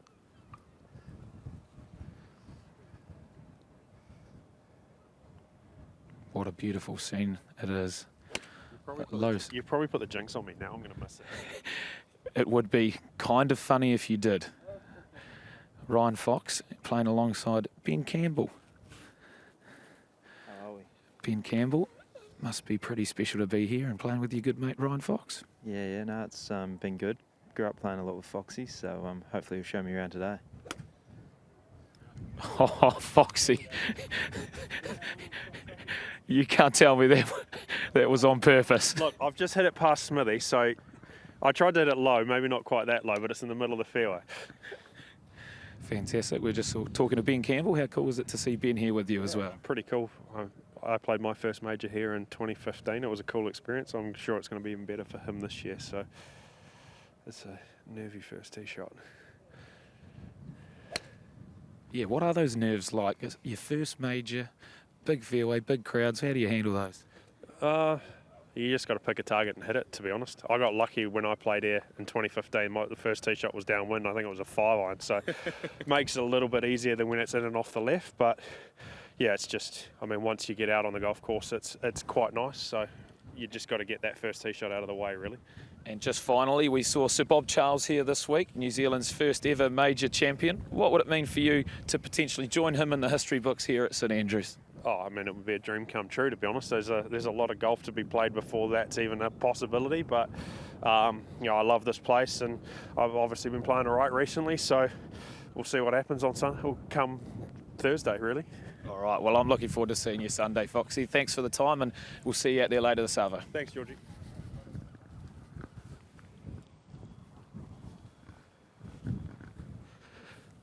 So there we have it. Two great Kiwis out here playing at the Open Championship. Ben Campbell, his debut major. Ben, why don't you come on in? Let's get you in here as well. Welcome to St Andrews. How do you describe the emotions of making your first major appearance here at the Big Dance? Yeah, well, it's always been probably my favourite course after coming here probably about 10 years ago. So sort of be playing your favourite course on a major and being the 150th, it doesn't really get much better. Yeah, well, a lot of people at home might not realise that you've played a lot of golf here, so it's not overly new, which will give you a massive amount of confidence. How much golf have you played here? Yeah, I was lucky enough. I played 3 of the St Andrews Links trophies sort of at the end of my amateur career, so I loved it around here. I had a good chance of winning when I was an amateur, and yeah, sort of, you know, growing up in Wellington back home, it's we're used to a breeze, so yeah, this is perfect. Nice. And playing with Foxy, who's in good form. We just spoke to him. He seems relaxed, and it must be nice to see him again. Yeah, it's good. You know, I grew up travelling all the time, rooming with Foxy, so it's good to see the beast again. And no, it's you know, especially on a practice round like this, and the day before the event, it's great to be playing with a good mate. So it makes things a bit easier and a few less nerves. Nice. All right. Well, we'll leave you to it. Thank you so much for your time. We'll come see you later on in the day. Beauty. But enjoy the walk at the home of golf. Awesome. Cheers, mate. Ben Campbell, Ryan Fox, first and second this week, I think. You never know. Ryan Fox there, fantastic swinger. I mean, looks like he's never had a lesson, Tim. No, he's a very natural individual in terms of his technique. He does actually have a coach at the moment, Jamie Goff, and they're working away gently at a couple of things. One of them keeping his height, which is, you know, interesting to the viewers. If you watch him, he does lose a lot of height in the downswing. His head drops maybe 6, even 9 inches, but his image at the moment is trying to keep more height, and if he keeps half an inch or an inch more, they feel it'll improve. It'll shallow out the angle of attack. He tends to get a bit too steep on the ball at times and create too much spin, so they're working away, and his record this year is stunning. I mean, he's played so well. Yeah, which is, like you say, it goes to show that is making him get better, isn't it? No question about it. But there are some players on both tours that they do look like they've never, you know, especially Argentinians, they look like they've never had a lesson in their life. You know what I mean? They just pick the club up and off they go. We don't want to encourage that, Richard. I'm a coach. Well, you are, living, yes, so exactly. We should be encouraging our viewers to go and see their local PGA pro and have a golf lesson, get themselves sorted out. There's some really high-quality coaches out there. Tim, question for you. What do you find it easier teaching? Do you find it easier teaching tour pros or amateurs? Oh, that's a good question. Probably amateurs, because tour pros are very demanding. They want it now. They want, you know, if I'm going to make a change, I need it to work today, and that's really quite a lot of pressure to put on themselves and also the coach. So amateurs are much easier to teach, and I absolutely love it. And you know, some of the greatest moments I've had in coaching have been teaching people to get their first handicap or win their first tournament. Yeah. The joy on their face is incredible. But do you find the touring pro, first of all? We're just watching Scotty Scheffler playing here, warming up, world number 1. Can't remember what I was going to ask you then, Tim, so you carry on with Scotty Scheffler. Yes, well, if you talk about the world number 1, he's there spanking balls on the range. We should have a look at him. Major thing I'd like to identify with him, there's a massive amount made of his footwork. His feet do move all over the place, but most of it, almost all of it, is after impact. So if you watch this shot, you'll see at the end of the swing, if you particularly focus on his feet, you'll see that his feet slide about all over the place. His right foot goes backwards, his left foot rolls over. And there's a lot made about it, and a lot of people saying, oh, and how does he hit the ball with his feet moving around like that? But actually, when he strikes the ball, his feet are very similar to most tour pros. It's just after he's hit the ball that you'll then see the movement in the feet. So it's not quite as big a problem as it may look when he finishes untidily.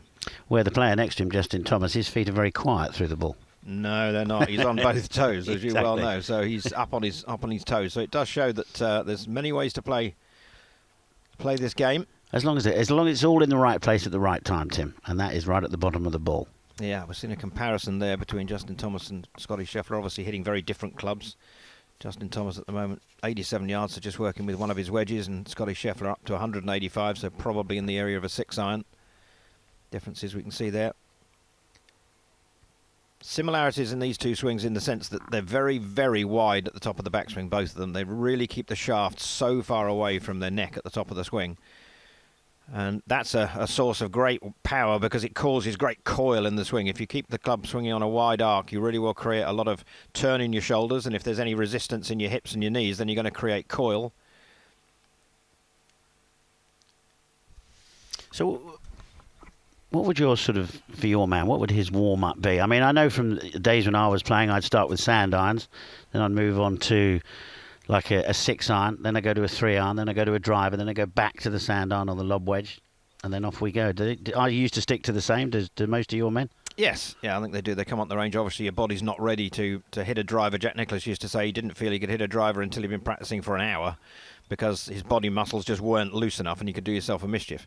Tom Watson apparently used to walk on the range and just whip a 2-iron away first swing, and he's an exception to the rule. Most guys feel they need to hit some short shots, some gentle shots, just to wake up the body and allow it to get used to the idea of winding up and unwinding, and then gradually they build up through to the middle irons, the long irons, the fairway woods, the driver, and then, as you say, maybe hit a few wedges just to finish with.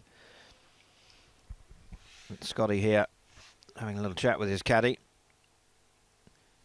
And what a time he's had of it. Winning a World Golf Championship, a major, a couple of other tournaments all this year.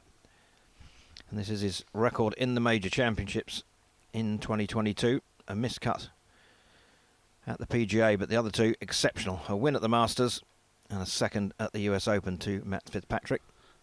That's a pretty good career, let alone 1 year. Exactly. He really has come to the peak of his powers. Works with his coach, Randy Smith, and has worked with him for a very long time, since he was a really young boy. And Randy said he knew almost straight away there was something special about him as a 5, 6, 7-year-old kid. He said he just had a repetition. He was able to repeat whatever he was doing. It wasn't a perfect swing, but he just was able to repeat it. And therefore he thought, yeah, I've got something special here, that this could turn into a wonderful player. And sure enough, he's worked with him his whole career, and they've done a terrific job. The amount of times you hear that, though, Tim, you know, from AMs that come up to you, and they come up to you in the club and say, Tim, I've got this young lad, he's really good, he knocks it around to 68, 69 every day. You think, well, it's not just all about that around your own course, is it? No, and that is one of the issues. Obviously, these guys are playing a different golf course every week. The examination's different. It's often, completely different terrain. This week, the guys got to adjust to firm, fast fairways. They play most of the time in America, where it's high-flighted, soft landing shots into soft greens. So there's a big adjustment to be made. And, playing your own course and shooting 66s and 67s regularly is great, but you've got to then go out on tour if you can gain a card and be able to adapt to all these different conditions, and that's a massive challenge. And I don't think they're always given enough credit, these players. They go out and shoot 4 rounds under 70 on a difficult golf course, and it's sort of taken as read that that's acceptable. But to do that on a golf course that you don't know, terrific.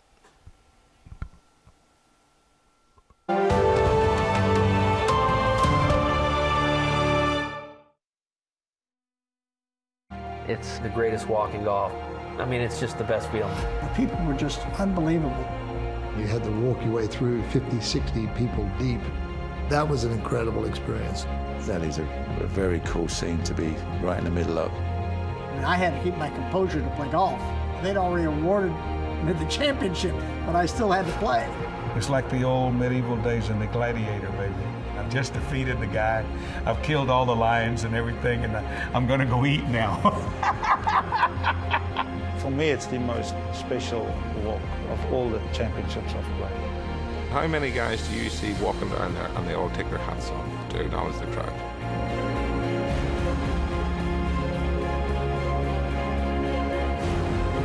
It doesn't really happen everywhere else.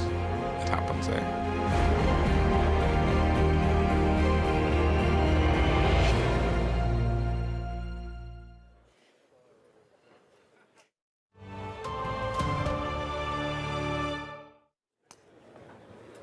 Welcome back to the range. I'm with David Howell, and David, I'm admiring some of the golf swings on display here. The final practice day before the Open Championship kicks off. We've just spoken to Paul Laurie, caught up with him and his son Craig. Obviously, he has the honour of hitting that first tee shot at 6:35 a.m. tomorrow morning. As a golfer over the years, getting up that early, it's a bit of a pain, but not for the Open. I've done the opening tee shot. I have done the opening tee shot. Yeah, and it was quite interesting actually. My clothing sponsor at the time had just me in Illuminous green with black trousers, and the car parking attendants were wearing exactly the same thing, and I got myself in a right tiz. Did they let you in? Well, they kind of well they did, but it was really weird. Anyway, 2 days build up.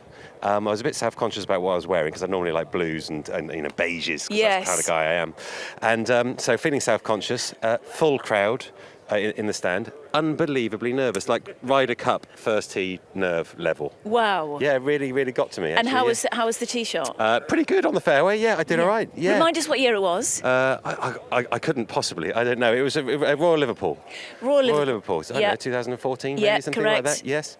So Rory amazing McIlroy. honour. But to do it here at St Andrews for Paul is it's very fitting that he's doing it, of course. Yeah, I'm sure fabulous. he had a beautiful shot. He didn't seem that nervous actually. He said, "Oh, I'll just get an early night and sort of stroll onto the first." And he's not going to hit a few that many practice balls beforehand. Right. How many did you hit? It sounds before? like he's rather underwhelmed by the whole thing.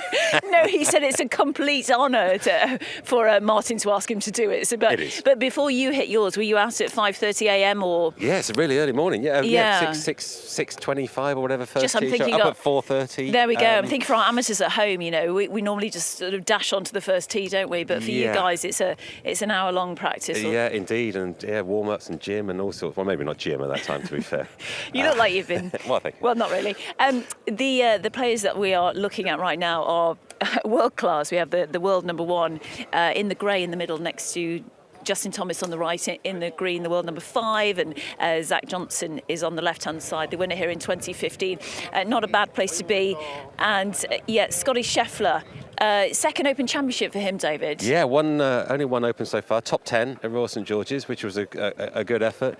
I mean, Scotty's just clearly he's the best player in the world, so he's a good golfer. But his style, he seems like he hits all the shots.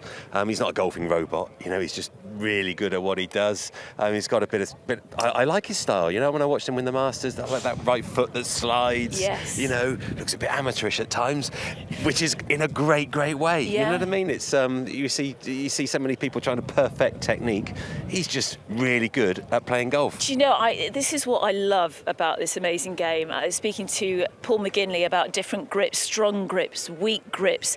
The fact that we all have our own little nuances playing this game. There's no one set way to swing a golf club, is there? Absolutely. And when you watch Scotty, it's like he's reacting to the ball and the shot that's required. He's not trying to make a perfect swing. He's just trying to hit a good shot, and what comes out, yeah. which is I can resonate with that. I mean, what comes out with me normally is not what I'm expecting, but with him, he gets it's both. He's a great player to watch, I think.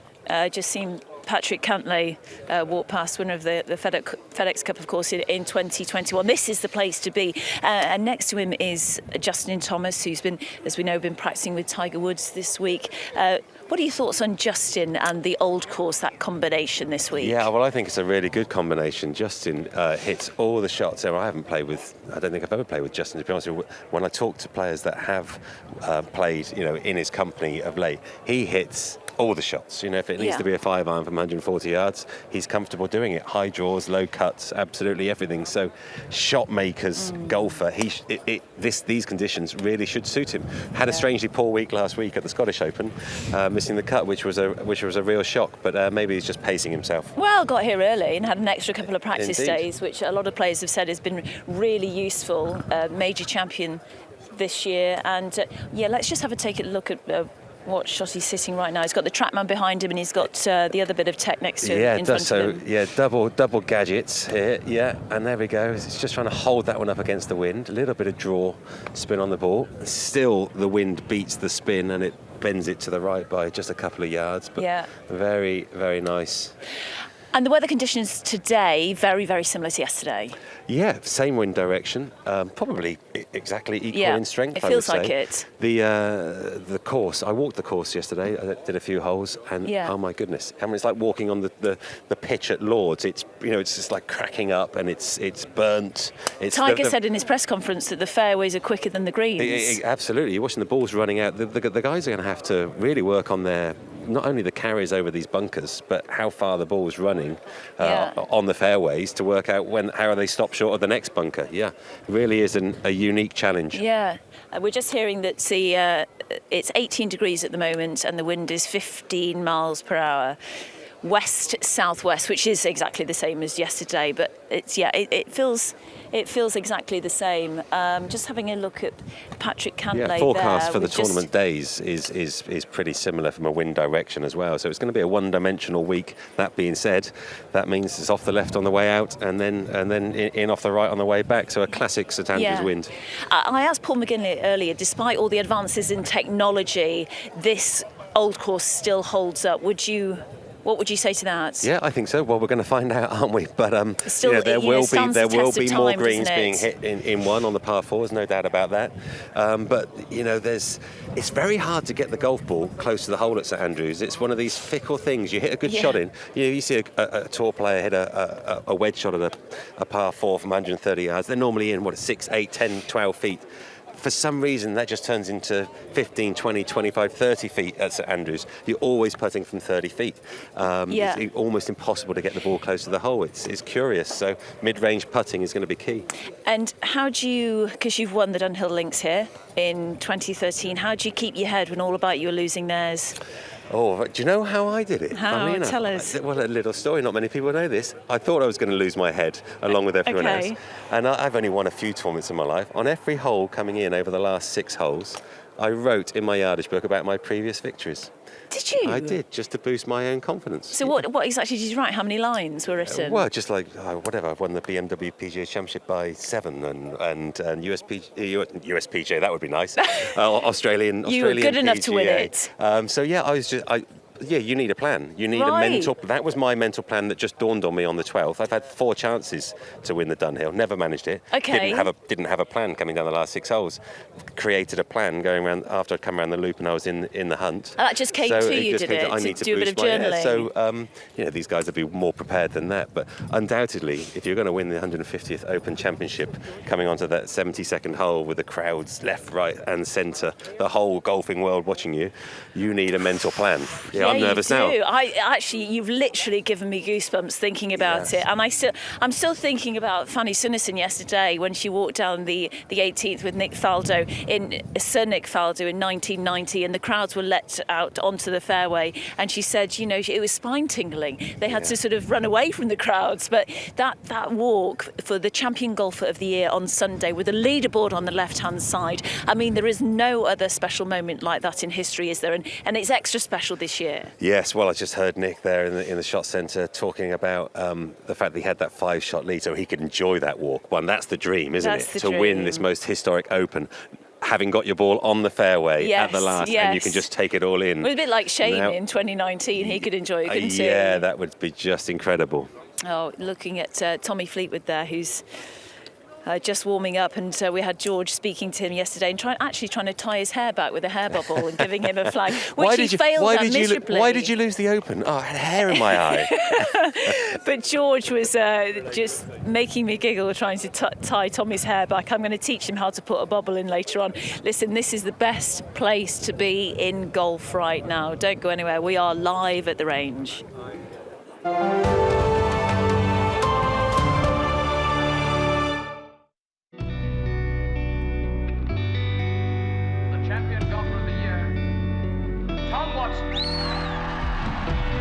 To the next 150 years of Open golfers, respect the game. And it's there. Watson has this desperately difficult third shot to play. These links courses have been around long before you were born, and will be here long after you're gone. But don't get mad at the wind, the rough, or the bounces. You're in the hands of Mother Nature, after all. Play hard, but play fair. Be known for winning, or losing in the right way. If you're lucky enough to have your name etched on the Claret Jug, look at those names before you. Realize that everything has led to this.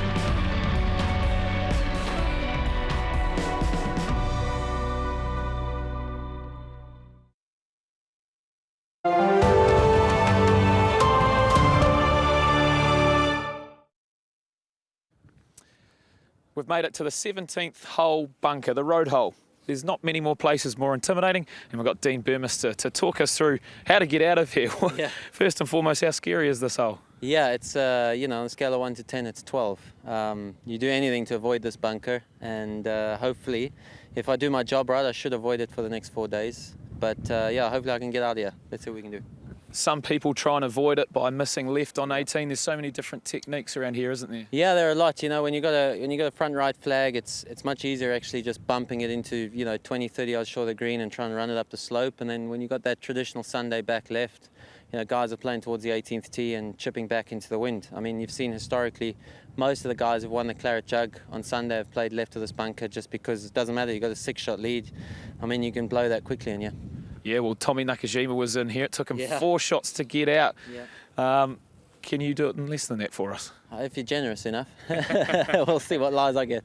What are the techniques around St Andrews? The bunker, this one in particular, obviously, it's got even higher, this lip here. What are the techniques around getting out here comfortably? Yeah, so look, the first thing you notice from when we generally play here is they're quite clever, the RNA. They rake the bottom of the bunkers really flat, so you can get really close to the lip, where traditionally if you hit the lips it'll roll back towards the middle. You're not going to get that this week, so you are going to get some really dodgy lies in these bunkers, and then it's just about picking the right shot, opening the face as wide as you can to get it up, and hitting it really hard and creating a thud.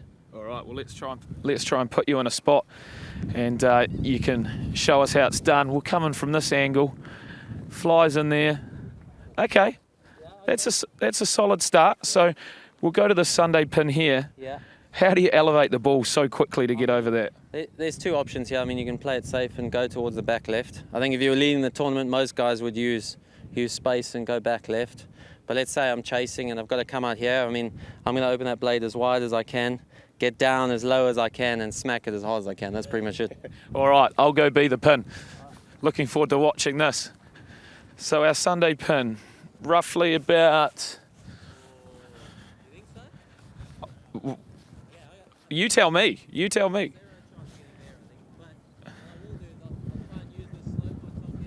So, okay, he's trying to use the slope on top of the bunker and roll it close. Anywhere within 10 feet.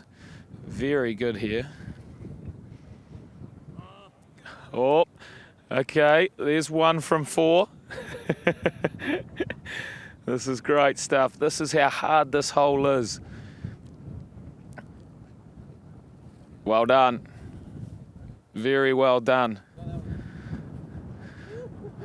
It just shows how intimidating it is. I'll have to get in there and do a clean-up job. Oh my gosh, look at the size of those divots. Dean, talk us through those divots. You've made a fairly big hole there. Yeah, first one I've caught a little heavy, haven't I? And done in Nakajima, but you know, second one I've caught really good, actually too good. But I mean, I would be happy getting it out there, going to a left pin. Honestly, I've given myself an uphill putt and a chance to make a 4, worst case a 5. So, you know, that was the first effort anyway. Now I'm putting 5, probably 6. Not too bad. Well, thanks very much. And just before you go, how are you enjoying this very special week? Man, this is only a dream come true, really, isn't it? I mean, this is probably the best week in our generation we're ever going to have in golf, I think. I mean, 150th Open at St Andrews. It's baked out, it's dry, firm, got quite a lot of wind. It's going to be, I mean, it's going to be brutal, I think. I think guys are expecting really low scoring, but if the wind stays up, I mean, I think a lot of amateurs are going to be happy to see pros, you know, have to hit some really tough shots, and good shots are going to get rewarded. You can't get better than this. People are out, town's buzzing. I'm sure the pints are flowing, and the golfers are keen. Well said. Couldn't have said it better myself. So thanks, Dean, and we wish you all the best this week, mate. Cheers, George. Appreciate it. Well done. I'll just get to work. Good luck. I've got half my day here. I'll go and play like the most famous hole. You go play the most famous hole ever. What he doesn't realise is I've actually ended up with his ball. So hard luck, mate. I win.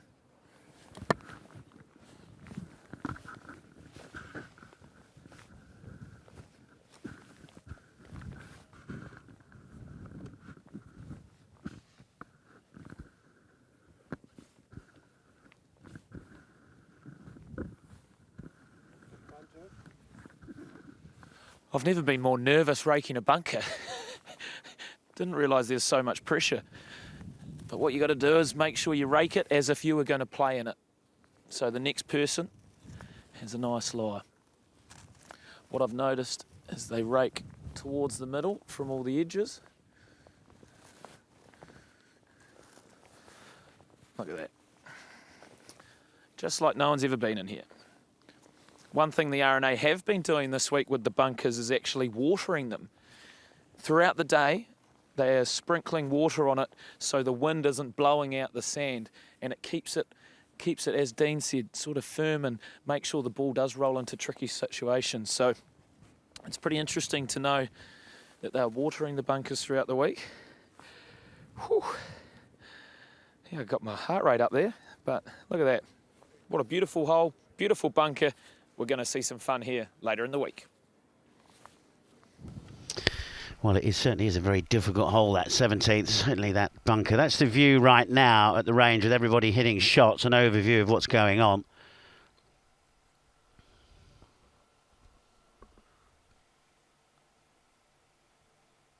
Watch Dustin Johnson yesterday hit one out to the greenkeeper's hut to him yesterday.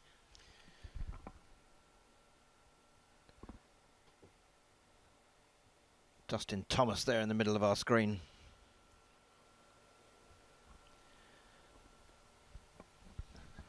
His father Mike, who's his coach, PGA professional. What a thrill it must be for Mike that Justin's 2 major championships have been the PGA Championship in America, essentially the Professional Golfers Association Championship, and his son's won it twice. Worked with him obviously all of his life and had quite a few chats with Mike about Justin's technique, and he said, you know, he was inspired by watching Tiger as a 7-year-old win at Valhalla in the PGA Championship, and he just loved the speed of his hips and the height of his hands. And if you look at Justin's swing, it's modelled on that. He has incredibly high hands at the top of the backswing and incredibly fast hips coming down. And he does actually, when he gets to the bigger clubs, his feet react to the speed and the power that he's putting into it, and he jumps up onto his toes. And his father tried to encourage him not to do that and said, look, we need to really get you away from this habit of jumping up on your toes. And they tried a couple of times, I think when he was 13 years of age and 15 years of age, and both times Justin found it really difficult to change that and said, look, Dad, if I can find the middle of the club face, can't I just carry on doing what I'm doing? And eventually they agreed, okay, you've got to prove to me that you can strike it out the middle of the club face consistently, even though you're jumping at it. And Justin could do that. So we'll see a little bit of it here. It's not just a medium iron, so you won't see it as much as you would with a driver. With a driver, he's literally on both toes when he hits it, but you will see quite a big foot action here. See the left heel jumping there. It's not stable on the ground in the way many players would have it, but certainly gets much more exaggerated than that when he's out with the driver.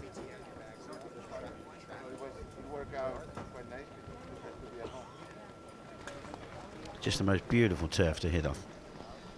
Yeah, I mean, you've obviously played. How many Opens did you play? I think it was 13 I played. 13, wow. What a thrill. You were an amazing qualifier, weren't you? On occasion had to qualify, and whenever you had to qualify, you did. I did. I think the reason was, you know, was because in the 36-hole qualifying, there was no money. All right. So you weren't worried about, I'm going to hold this putt for £1,000. Didn't give a damn about it. I just thought, just go out and play. And I went out and played, and I think I qualified 10 times for the Open. Wow. If you'd adopted that mentality when you played on tour, you'd have been a multi-squillionaire. If I find it, it's all how you're brought up, you know, and money was important to me when I was playing on the golf, because you had to pay your mortgage, you had to pay your bills, had to pay everything, and it was an important thing. So it was, it really did, it affected me quite badly, really. Now this is the 17th. This is obviously Justin Thomas doesn't know he's playing this hole, but that is where his iron shot would have finished. Total of easing up to the middle 280s there. And that actually would be if you could have 4 of those during the whole week, you'd be very happy. Difficult thing with the 17th is once you've hit your tee shot to him, it actually gives you 3 options. You can go left of that bunker, road hole bunker. You can go for the green, or you can play short right of it. And you know, there's not many courses you play that gives you that many options. No, I used to coach Andrew Coulthard, who was very familiar with this course as a Scottish guy, and he used to play short right of the green. And if you play short right of the green, you take the road hole bunker out of play, and you take the road out of play. So you can't hit it in either of those because you're playing short of them. A real-time technology here showing us exactly what Justin's shots would be doing if he was playing this 17th hole. And he's doing pretty well so far. The general rule here is you aim over the O in the word hotel on the railway shed there. And that's the perfect line to the middle of the fairway. So here's the shot Justin's hitting. He doesn't know he's playing the whole sausage, but there he is moving it in from left to right. And that one will be in the left rough, I think. Yeah, but that's going to be an extremely popular spot during the week because out of bounds on the right-hand side, the jigger in, the hotel. So you definitely don't want to stray down the right. And the players kind of accept that when they get a bit nervous, particularly, and think, right, just put it in the left rough and we'll carry on from there. It is. The only difficult thing is coming out of that left rough, Tim. You've played the course, you know what it's like. It's then very hard with your layup shot because you can easily get a flyer out of that rough, you know, grass between clubhead and the ball, and it runs over onto the road, and then you are in trouble. Absolutely true. So, yeah, not ideal to be in that left rough, but you see it during the tournament. You know, practice rounds, they tend to find the fairways at great regularity, but in the tournament, so many guys end up in that left rough, particularly with these firm, fast conditions. Ball running as much as it is. We were having discussion in the house yesterday, weren't we, about winning score, and one of Robert Lee's friends phoned in and reckoned it would be 26 under. Yes, and I said, well, I said, that will win. But what do you think, Tim? Do you think if you shot... I mean, 469s wouldn't be enough. I don't know. It depends on the wind. Yeah. I mean, 469 would be enough if it was blowing 15 miles an hour, 20 miles an hour gust. I think that would be enough. If you have a flat, calm day, they'll go super low. If you have a really windy day, level par could be a great score. So I think it's almost impossible to predict a winning score here. It is, and as we've seen pictures of the course, the fairways are really crisping up now. It is rock hard. You're going to get some bad bounces. You're going to get kicks to the left and to the right, and the ball is not going to run on like you think it is going to run on sometimes. Once it's left that club head, there's not a lot you can do about it, is it? There is not. Justin Thomas, as David Howe was saying, is arguably the best iron player in the world. Certainly the best manipulator of the ball. He can hit all 9 shots, the low, the high, the medium flight, and left to right, right to left, or straight. You can hit everything. There's 9 basic shots in a golf trajectory, and he can hit all of them. And so you've got to fancy his chances here. If he putts reasonably well, Justin Thomas will definitely be a threat. Just watch out for these feet at impact. You see how the left heel will jump off the ground and change position very slightly. And if you slow that down and actually watch it in slow motion, you can see that he gets right onto his toes as he strikes it, and almost no contact with the ground at all. A carry there, 251 yards with his 3-wood. Remember, the breeze on this range here is into off the left.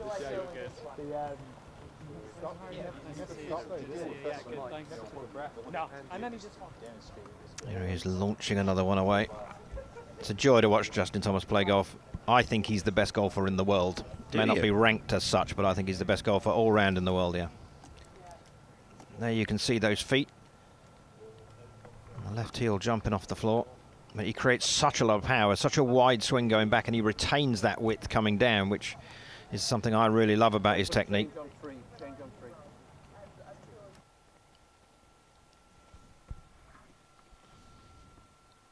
So consistent as well. You look at, to me, Tim, I look at every swing and you think, well, they all look exactly the same to me. You know, it's fractions, isn't it, when you knock it offline? Yeah, it really is. I mean, at the end of the day, you're looking at a club face not being square or not being what you needed it to be at impact. If you're trying to hit a fade, you needed that slightly open club face in relation to the direction you're swinging in order to create the fade. And if you square it up, you'll pull one to the left. Vice versa, obviously, if you're trying to hit the draw.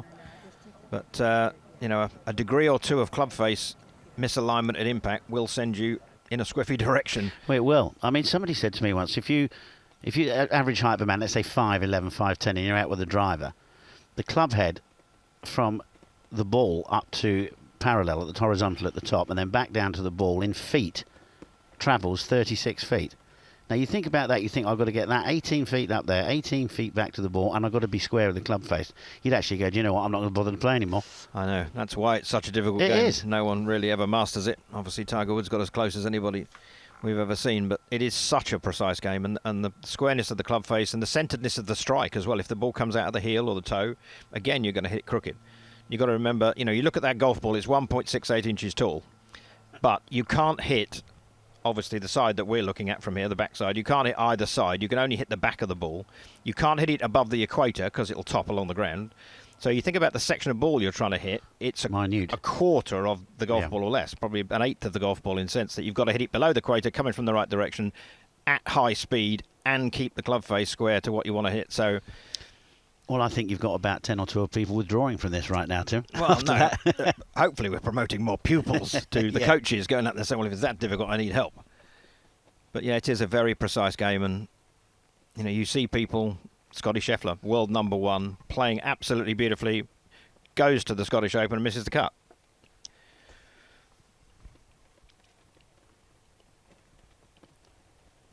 Well, the good thing about this wonderful coverage we're providing you, we've got eyes and ears everywhere, and we're going to go and listen to Bob McIntyre, who's been in the media centre. St Andrews is, for me, I've always said it, if there was one Open Championship that I only played in my life, it would be, I'd hope it was the Open at St Andrews. And I mean, I think it's everyone from watching Jack Nicklaus, Tiger Woods, guys like that. This is the ultimate Open Championship this week. It's, I mean, it's a dream come true for me, but it's something that I've got to compete. I'm trying to win a golf tournament, and it's not going to change whether it was here or Portrush my first year. It's still the same golf tournament. I'm still here to compete, and but no, it's obviously this is a special place. Okay, next question, Alistair. Hi Bob. Very rapid rise. You've probably taken a bit of a step back this year, a little bit. What do you need to do to get your mojo back again? Is it technical, mental? What is it? I don't really think. I mean, obviously, I've been on a pretty steep rise since I turned pro. I think if this is my slump in my career, then I've done all right. And there's not much. I mean, I'm striking it really well. I mean, last week I would have said the draw kind of killed us. I mean, Xander, fair play to him winning, because I mean, the way the stats were, he was up against it. But for me, I think it's just I got the buzz back in Ireland.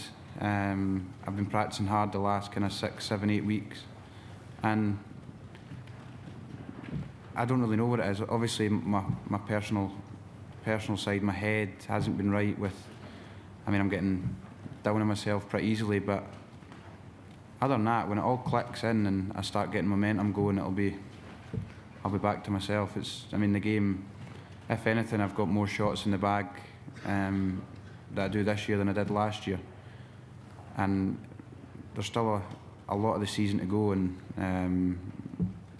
yeah, you could just spark a run of 6 weeks and then you're jumping back into the top 10 in Race Dubai. So it's not. Golf's a funny game, and it's not been kind to me just now, but it will be. Left-handed Robert McIntyre. Tim, do you think that makes any difference, left-handed or right-handed? On this course? Yeah.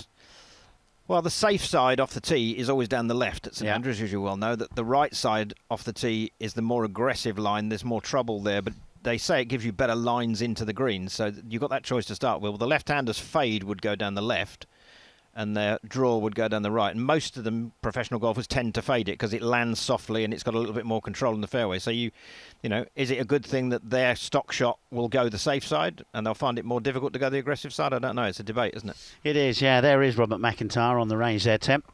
Yeah, he's just changed coach, interestingly. Despite all the success he's had, he worked with a coach called Davy Burns for a long time, and a good friend of mine, good guy. And Robert found it really difficult to tell Davey that he didn't want to work with him for the next little while because they'd had such a great partnership together. But he just felt he needed something fresh, something to reinvigorate him, because he and David worked at the same thing for quite a while. And he changed to Simon Shanks, good name for a golf pro boxing. That's an unfortunate name, isn't it, that? So Simon Shanks is the coach of Jordan Smith, amongst others. And Jordan Smith has one of the best golf swings on tour and is much admired. And Robert, obviously, in looking around for a new coach, was attracted to Jordan Smith's golf swing and thought, you know, do you know what, I'd love to swing the club as simply and as beautifully as that, and approached Simon, and they've just started working together probably 3 or 4 weeks ago. And the main thing they're working on is trying to get Robert's left arm a little wider at the top and a little bit more in front of him. So you'll see him make a practice swing quite often where he really works on the extension of his left arm at the top of the backswing. That left arm normally, obviously, is the one that normally folds up to the top, but he might make a practice swing here for us at some point, and you'll see him rehearsing the width. There it is, yeah. So he's rehearsing the width, keeping the arm in front of him more. And I spoke to Robert last week at the Scottish Open, and he was really up. He was saying, yeah, I'm really enjoying working with Simon, and it's given me something fresh to work on. And he's starting to hit the ball a little bit better than he was, and so there's really encouraging signs for Robert McIntyre going forward. Very, very talented young man, and one of the nicest guys you will ever meet. Yeah, he is. He's a lovely lad, Robert McIntyre. What do you think the hardest thing is to do, Tim, and when you're making changes? Is it harder to change something in your swing, or is it harder to change your grip? Oh, your grip would be extremely difficult to change if you've had it for a long time. So most of these guys obviously started as youngsters and established a grip that they've carried on using. So changing your grip is like changing the way you hold your knife and fork. It's a very difficult thing in terms of feeling, and obviously does affect the club face dramatically. So a grip change would be arguably more difficult than the swing change, although obviously you're trying to change something in the swing that's a moving part, so it relates to all the other elements of the swing as well. So both are difficult for these guys once they've established a technique.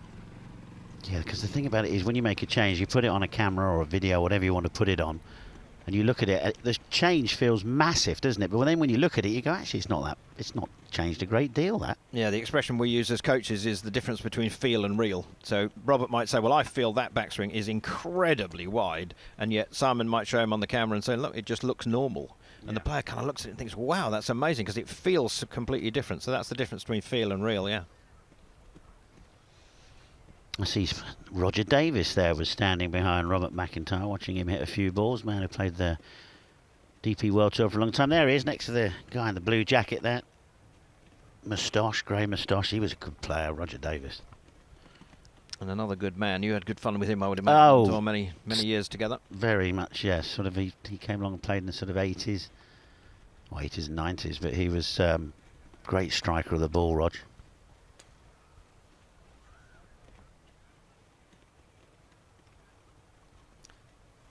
Liked a good little story and a little joke told, did Roger Davis.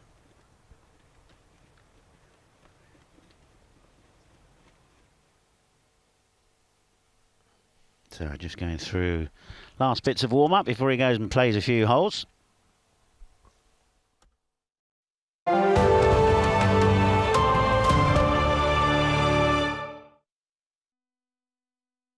It's the greatest walking golf.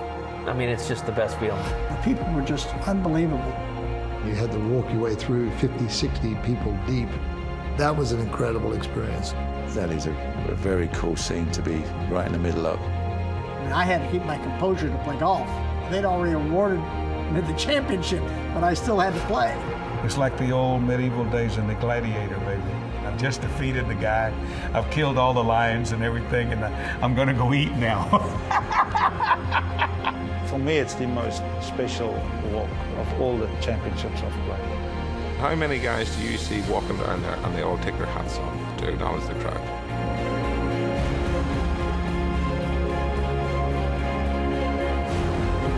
It doesn't really happen everywhere else. It happens there.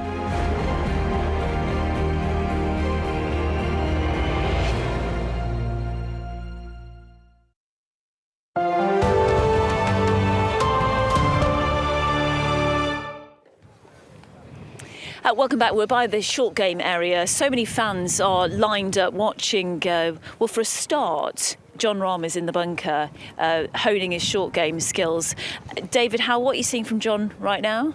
Yeah, well, obviously all the guys trying to get in these bunkers, and it's such a unique challenge this week. A few of the guys played in Scotland last week. Of course, that was some links golf, but this is so firm and fast. Just trying to work out how far the ball releases when you're hitting their chip shots downwind and into the wind specifically. You have to read the wind, and that's something that's not a weekly thing for these guys. So they have to get their touch back as how much is the wind going to stop or push the ball on. And then a lot of them are just practicing, very simple chip shots around the green, 6 irons, 7 irons, getting the ball rolling, long putts. And then, of course, the awkward lies in the bunkers as well, because it's all very well going in some of these bunkers. When half of them, if you get a reasonable lie in the middle of the bunker, yes, you can play a decent bunker shot and you can get it up and down. But most of the time, you get awkward stances, the ball's in the corners, you just can't. You walk up and you're just like, oh no. Why me? No. Why me? Sometimes it's not only, I can't get it out this time, where am I going to get it out the second time? So you can run up a big number here in a heartbeat if luck goes against you. So Jon's moved, he's literally moved from the whole way around this short game area. He's now chipping over the bunker to this second flag on my right. Oh no, sorry, the first one. Excuse me. He did hit a couple of chip shots, and we wondered which pin he was going to. Well, you wondered. I did. I thought you were a bit disingenuous, but. But it shows the severity. It shows how hard these chip shots are around the greens. And the what is the turf like right now, and how dry is it? Well, it's 10 gravities firmer than yesterday. I saw in my bump from the hour and a half this morning. So obviously you would know what that means. Tell our viewers exactly what. Well, it means it's firmer. Yeah, a lot firmer. And loads of bounce. I mean, it is as firm and a faster golf course as I've ever seen. I think so. Yeah. I mean, it's rock hard. The lies if you do that again, and our cameraman can, I mean, it's you just, can hear it, can't you? And I mean, it's just you don't want any bounce on the club. Such tight lies. A lot of the guys are changing the lies of their wedges so they can get underneath the ball. We were talking about the degree going from 10 degrees to 7 degrees. Colin Morakawa's done that. Yeah, indeed, and that's a rare thing. That would literally once a year the guys would do that. There's no doubt. It's a different test. Yeah. Let's have a look again what John's doing. Is John gone now? John's gone to play, I think. He's gone, but a few of the other guys. I mean, how long would you normally spend on here before a major championship? The guys will do half an hour, okay. Probably in the practice days on here, I would think. It's somewhat limited as to what they can do on here. Yeah. And, very often... It gets very busy, doesn't it, as well? It's impossible to fully recreate what you're going to be faced on the course. I mean, it's quite it's an overwhelming feeling. I can only imagine being at a major championship. This is why a lot of the guys try and get away, don't they, before the championship and play other links courses around the area. Yeah, they do that. A lot of them would have done that last week, and there won't be many guys that will play 18 holes in their practice rounds. It's get out, play 9. St Andrews is quite handy. You can nip across as long as you have a little chat with the guys that you're jumping in. It's like being at your home club. Get a telling off from the guys behind. Okay? It's okay if I come in. No. It's all very relaxed, though. I mean, the tee times that have been booked here, they change quite a lot because we're trying to keep up to date with who's out on the course. And then we had Rory go out at 6:50 a.m. this morning. He snuck out to try and avoid the crowds. And Paul McKinley was saying just to get a bit of a break this afternoon to chill out. Yeah, a lot of guys, absolutely try and get out before the crowds. I used to share houses with Darren Clark over the years, back in the Tigers' heyday. And Darren Tiger would go out at 5 in the morning, just come in at the end when the crowds are coming in. And Darren was getting up at 4 o'clock in the morning, stretching, breakfast at 4:45. Darren Clark? Honestly, hardest Sorry, worker. I don't mean to sound so surprised. No, hardest worker in golf, Darren. Absolutely. He got the image that his house, no one worked harder than Darren. And he was out by 5:30 and just come in for the last few holes. Sorry, I've got a problem with my earpiece here. Excellent, live TV. Oh, nice. That's okay. I can help you out if you want. That's all right. I would say, though, on a Wednesday of the day before the Open, it is about managing your emotions, calming the adrenals down. You don't want to get too hyped up because there's so much ahead of you. And I think that's it's such a key point for people at home to understand that the emotional side of sport is such a massive factor, isn't it? Oh, absolutely. And you've got to pace yourself on that front. Yeah, so you want your game to be in shape, obviously, as you're building up.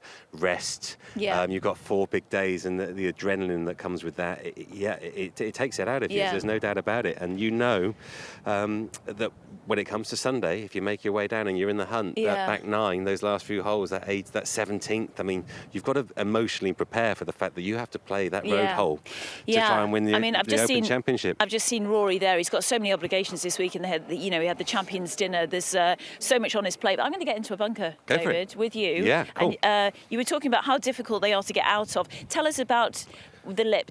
How do you describe this? What is it? This one's a riveted face, obviously, famously here at St Andrews. Yeah. Well, there's a classic lie, and there's such a huge difference between... Do you want me to take your mic? You can use mine. Yeah.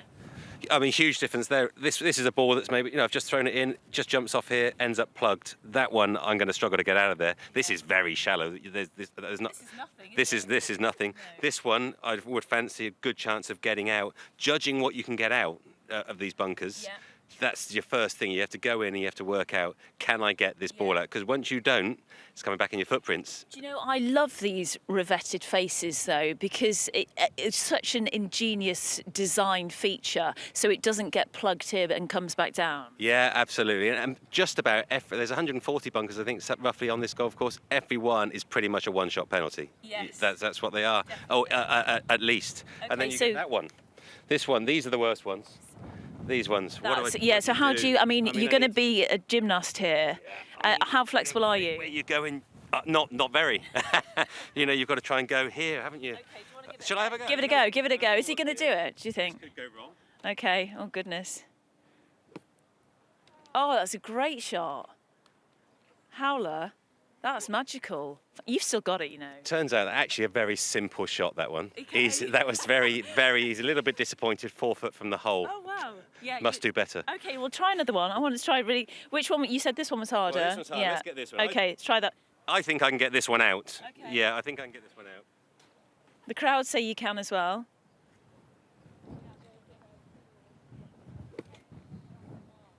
I can.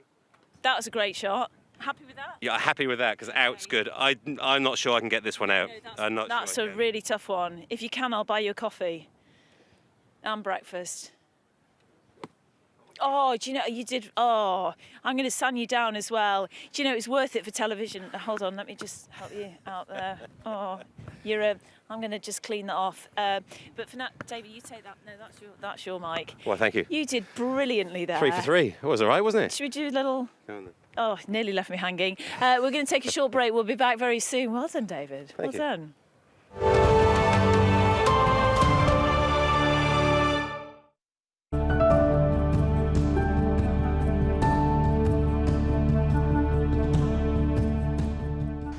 It's a dream. It's a dream of every kid. When you're growing up, you see the Open Championship. You want to be the winner of the Claret Jug, and I think if you ask any kid that's out on that golf course, what tournament would you want to win, they would probably pick the Open.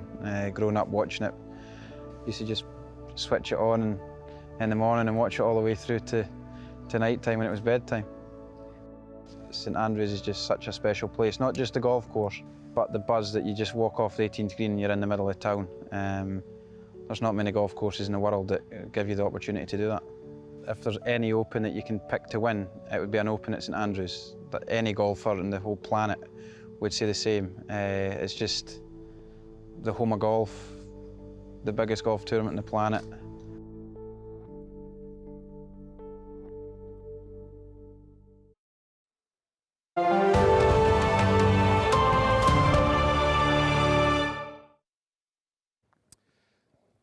It feels like we've spent a lot of time here, the 16th green and 17th tee. It's understandable. It's one of the most enjoyable spots on the course. And as we look at this group, it's certainly a feature. We've got Leishman, Mark Leishman, Adam Scott, Cam Smith,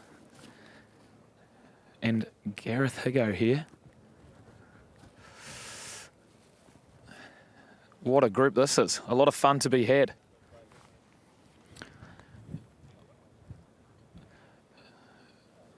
These Australians are certainly in the hunt this week. Cameron Smith he's been quite frankly one of the hottest golfers on tour in the past 6 months, so it's going to be awesome to see how he fares on the links and see if he can control that here as well. Wouldn't he just love to join a very small Aussie contingent to win the Open Championship? He is such a good putter, one of the great putters on tour. So if he can get that magic wand waving, he'll certainly be one to watch. A lot of people around town are tipping him this week, and understandably so.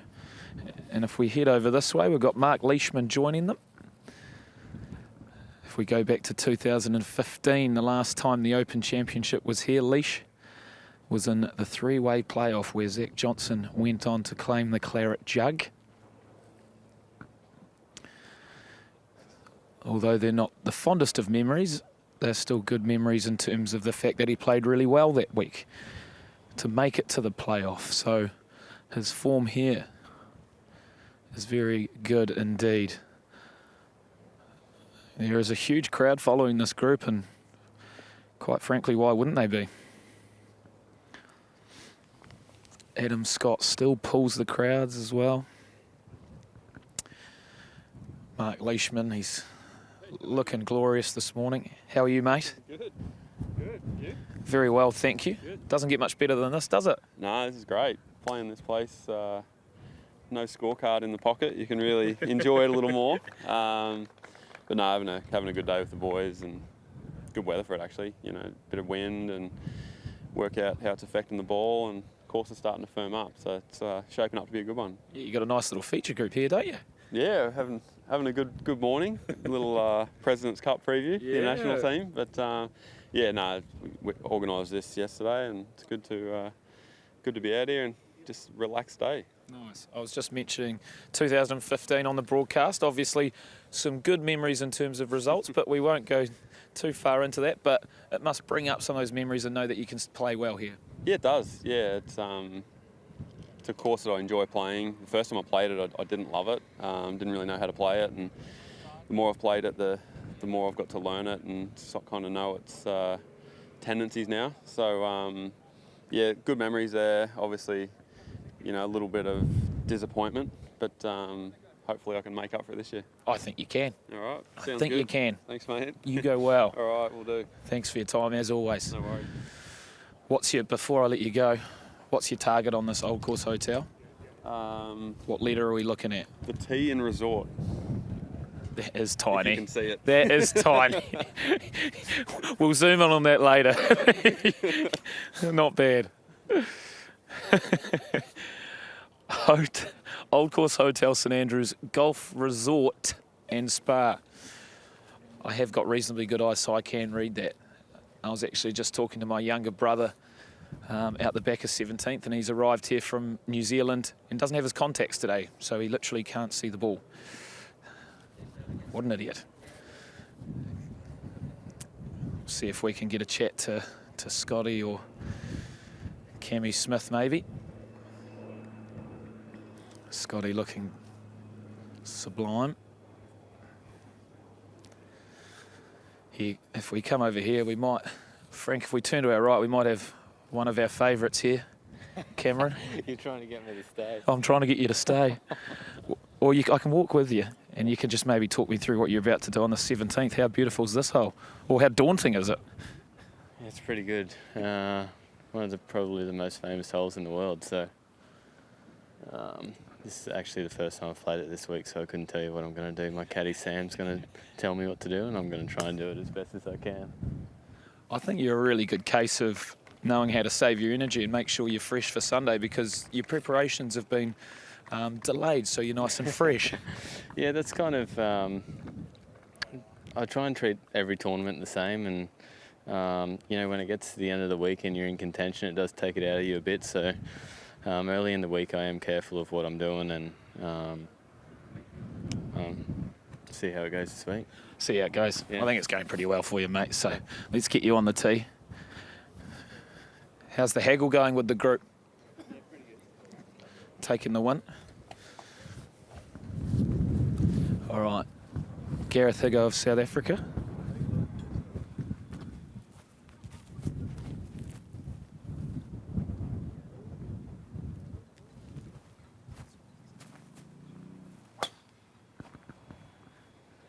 Shot.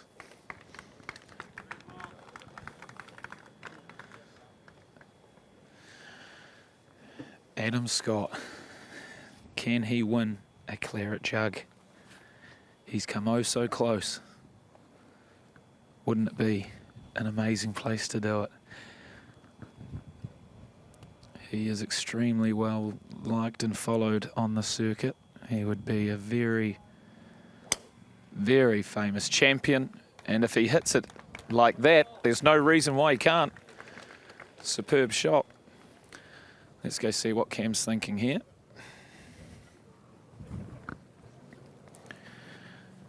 Where's he aiming, Higo? What's he doing here? I think he's going over there where it says course, hopefully. He's a pretty good player, so I'm sure he'll figure it out. Well, it's his first time playing this hole this week. Is it? Yeah, fun fact for you.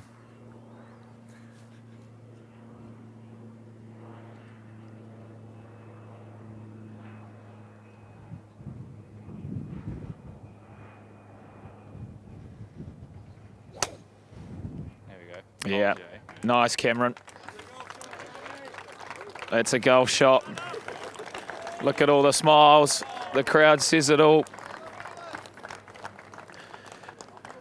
What a big group we've got here.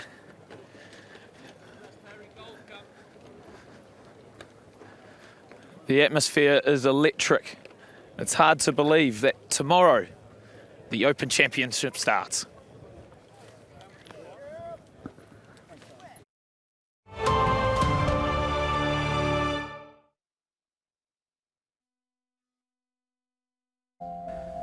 You know, I don't really know what to expect when playing. I think everyone said the course can play easy when it's sort of benign like this, wind-wise, and that the course has got some gnarly teeth if the wind picks up. So I think that kind of goes for all things golf, and you know, I'm hoping that I can kind of play in a week that's asking for a lot, but play in sort of every condition.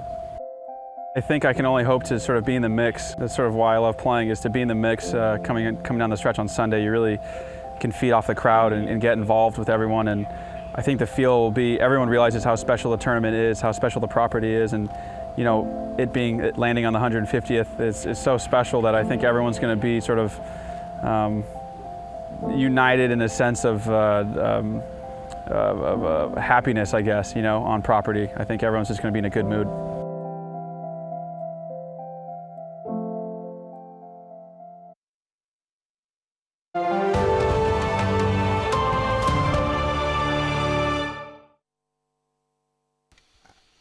Well, it's been interesting listening to the thoughts of a fair few players out there.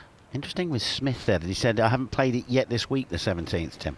No, obviously must have played some holes yesterday, but didn't get as far as the 17th. And players often do that, try and conserve their energy in the early part of the week because they know it is a long week. The caddies will be out there scouting the course on the Monday probably and just checking out all the driving lines and the sort of tactics that they're going to exploit. Here we've got Tyrrell Hatton on the range, a man who's had tremendous success at St Andrews in the Dunhill Links tournament. I think he's won it twice, finished second another occasion. And obviously a very different animal in the winter, this golf course. So in the October time when they play the Dunhill Links, it's much firmer and faster now, but nevertheless he's got a lot of great memories here. Shot 62 in one of the rounds in his first win, I think, at the Dunhill Links. So a man who loves this golf course. He picked some big tournaments to win as well, didn't he, Tyrrell Hatton? You know, they're not little, when I say little, not belittling anything, but they're not the smaller tournaments on the tour, are they? No, I mean, he won the BMW PGA at Wentworth, which, you know, was for him a lifetime achievement, really, because we saw photographs of him as a 5 or 6-year-old boy standing outside the ropes looking at all the superstar players. His dad, who's his golf coach now, took a picture of him as a youngster, and they recreated the picture with him holding the BMW PGA Championship trophy, which was fantastic. And he said that he felt more pressure that day than he ever did in Ryder Cup or anything else, because he wanted to win the BMW PGA so badly since he was a child. Well, I think he sort of toppled over a little bit there, Tyrrell Hatton. I think the wind must be beginning to start to gust quite a bit. Up inside the top 30 of the world rankings now, Tyrrell Hatton up to 27th. So slowly progressing towards Scotty Scheffler. And that's how it's all looking. I think it is gusting a bit, Tim. It's going to play so difficult, this course now. The more I've looked at it over the last few days, it's really crisping up. It's like playing around the M25 now. Yes, firm and fast, to say the least. Not like the M25 because it's never fast, but no. I know what you mean. It's firm, certainly. But yeah, it will be a real challenge, as I think David Howe said earlier on, to get the ball close to the hole. You know, these massive greens, so many slopes and undulations and changes in elevation on them, that to get close to the pins in these firm conditions is going to be really difficult with the wind blowing like it is. Yeah, that was interesting what David said. You never, in all my times of playing it, you never ever stiffed a shot, you know, stiff, we call sort of 6 inches, you know, close hole, you just tap it in. And if you do draw one in with the right to left breeze, you know, and you turn it over a little bit, there's no fringes here, so it doesn't pull up 18 feet left of the flag in the fringe. It just goes and goes and goes and goes and leaves you 150, 200 feet away. It certainly does, and the players will be aware of that, and they'll be doing a lot of pace putting work to try and get figured out, but the wind factors into that. Let's talk a little bit about Tyrrell Hatton now and his technique. As I say, he works with his father, Jeff. Jeff was, I think, a single-figure handicap golfer when he first started teaching Tyrrell as a child, but because he knew he had something special in Tyrrell's talent, he then went and took a coaching qualification. So he's now a fully qualified coach. And they work pretty simply. They have various positions in the swing that they think, okay, well, these are the positions that we think you play best in. So they monitor those positions. And if he gets out of whack, they put him back into position quite quickly. So Tyrrell also is someone who doesn't like to practice very much. He likes much more to play the course. So he'll spend the majority of his time preparing for a tournament when he's at home, playing the golf course with his friends and stuff, rather than grinding away on the range. And he did say to me a little while ago, he said, I just find it difficult to motivate myself when I'm practicing. We were talking, I think, about Richard Bland, our coach, and the wedge work that he'd done and how many thousands of balls he'd hit to grind in the yardages, and so he can hit the various distances that he wants to hit. And Tyrrell just said, I can't motivate myself to do that. I just love going out and playing the golf course, and I feel I play better when I spend my practice time playing the golf course and hitting different shots and not thinking about technique. No, that's a good point. And, you know, not everyone's the same, Tim. That's what makes the world go round, isn't it? You know, not everybody can stand there and belt 1,000 balls a day on the range. What were you like as a player? Did you prefer to go out and play? I'd much preferred to go out and play any time, and especially when I was growing up. You know, for chipping and putting, I'd sneak out onto the course and I'd go to a green and I'd throw 10 balls around the green and then leave them where they're lying, and then that would give you your pitching from around the green, and you learnt a lot by doing that, a lot.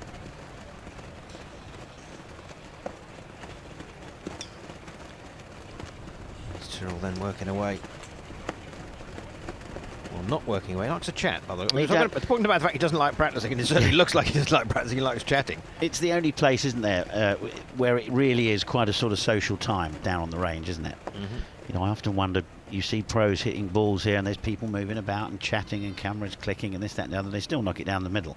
Get onto the course where you only have one chance, and it's, could you stand still, please? You've got a bit of a problem with that head wire there, Tim.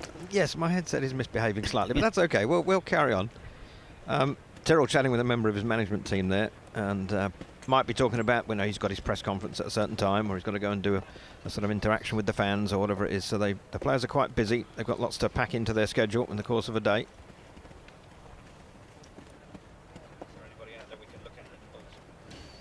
Crowd still coming into this fairly large stand, it has to be said, this year behind the range.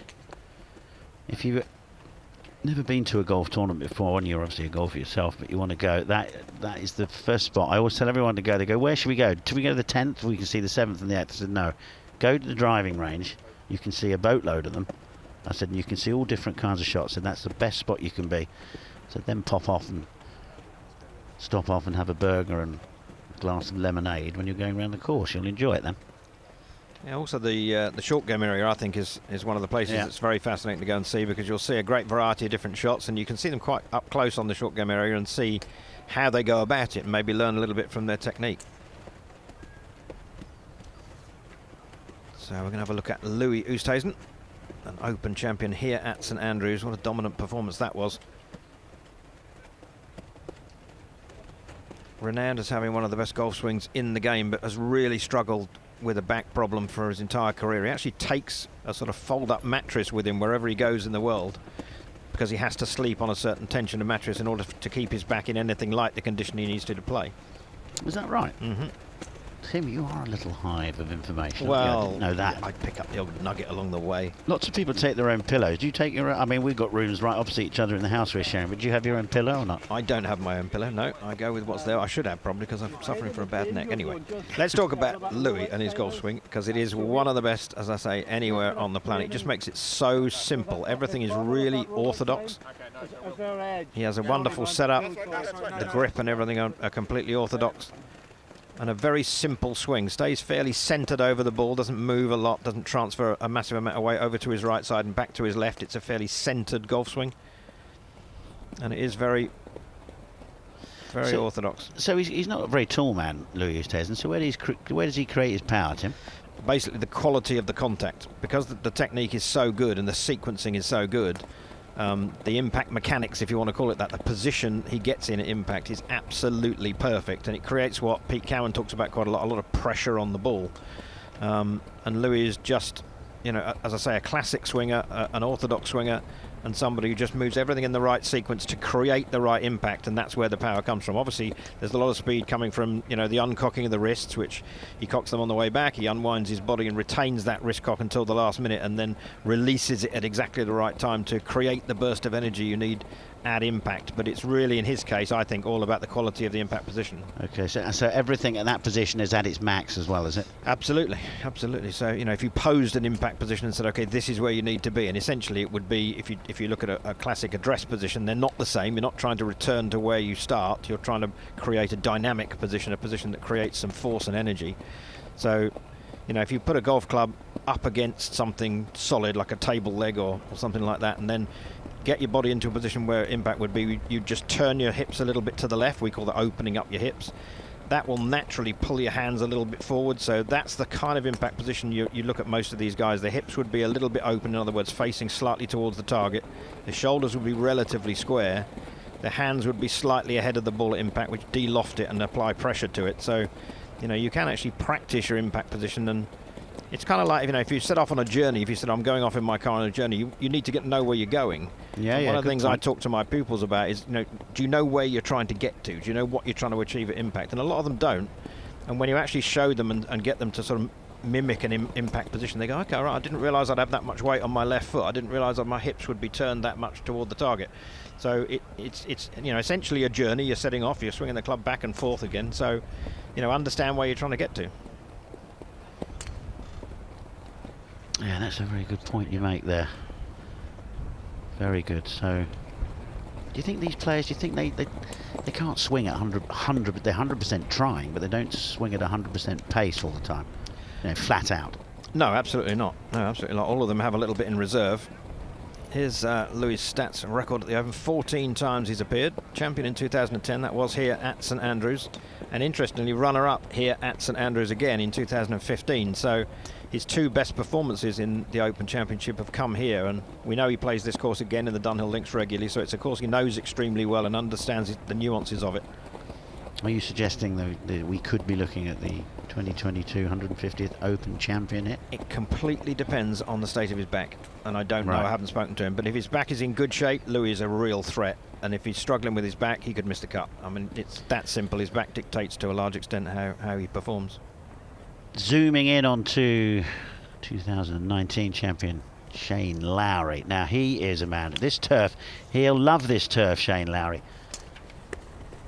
Played links golf all his life. I remember watching him, I think it was Royal Liverpool, I was watching him hit some 2-irons. Walked onto the range and I was watching him hit some 2-irons. He's one of those players that's got a different thud when he hits it. You know, he really is a top quality strike. Woof, there you go, sound effects, you like that? Now here is a man who I think could very well be the 2022 Open champion. He's been in terrific form. He loves this style of play, as you say. This golf course is set up perfectly for him because you have to be creative. You have to hit the ball all the different trajectories and shapes in order to get anywhere near these pins. You have to be able to control your ball in wind.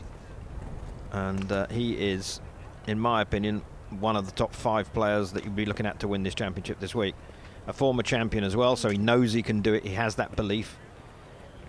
He works with Neil Manship. It's the guy in the white hat just at the left of him with the grey sweater on. That's Neil Manship, and I'm a huge fan of Neil's. He's allowed Shane to retain a natural free-flowing golf swing. He hasn't in any way tried to sort of tweak it or change it and make it more orthodox and make it, you know, more the modern type of golf swing. He's allowed him to play with his natural talent, and Shane relies on him very heavily, just to monitor him, just to, you know, be saying the right things at the right time, and he used him as a mentor as much as a golf coach. They're great friends. Neil coaches the Irish national team, and as I say, huge fan of Neil. He does a terrific job. And somebody that, as I say, has helped Shane enormously to reach the levels he has. And if you think about it, Shane's won an Open Championship, he's won World Golf Championships, Rolex events. You know, he has achieved pretty much everything in the game that you can achieve, other than perhaps a Ryder Cup win, and that hopefully will come in the future. Old Course Hotel in the background, that. A few players, or people, even some people we've worked with, I won't give their names away, have managed to sneak their way in there, Tim. Have they really? How come we're not in there then? Oh, it's just not expensive enough, is it? Oh, okay. Shane also has a terrific caddy in Bo, who was alongside him when he won famously at Royal Portrush, and again a great relationship. And a lot of the time it's important to have those people around you that you trust and you can rely on in times of difficulty, times of pressure. So I'm sure you found that in your own career, that you needed somebody with you that could give you some support when you needed it. Most definitely. Give you a pat on the back when it was going well. I mean, you know, everybody has their own caddy. Some of them stay together a long time, some of them don't. But I had a chat, Andy Bladen caddied for me, and I always, you know, we had lots of laughs and jokes, but he was always quite a sort of calming sort of chap when you're out on the course. You know, he really was. Now, he caddied for me for 8 years.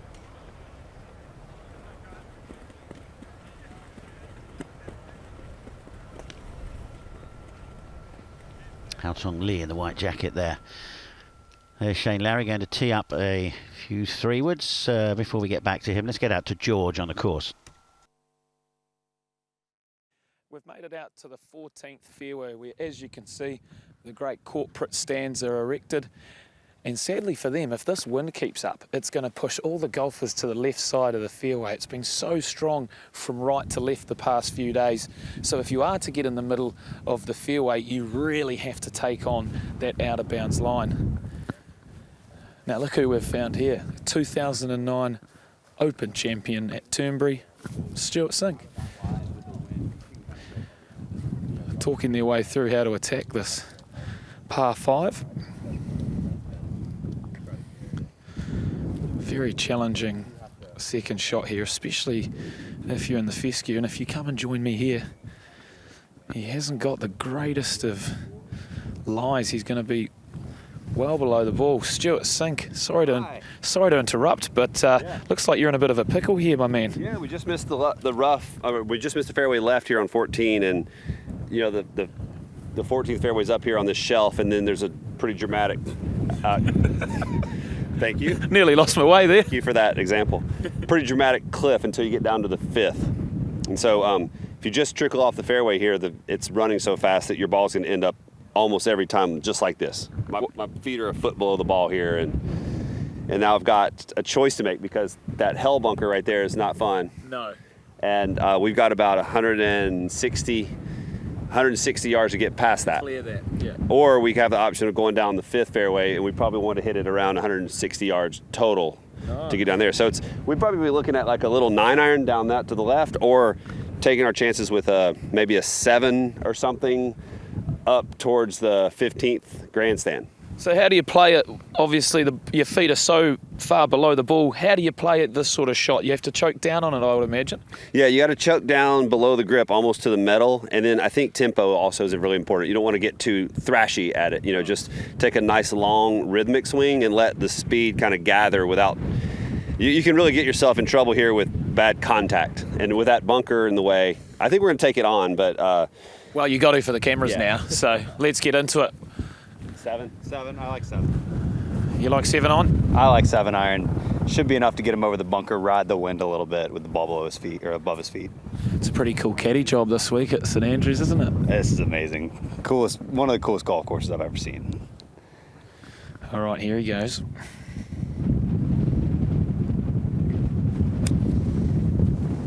Get up. Misses left. Get up. No. I haven't seen a bounce. I'm looking forward to seeing where that is.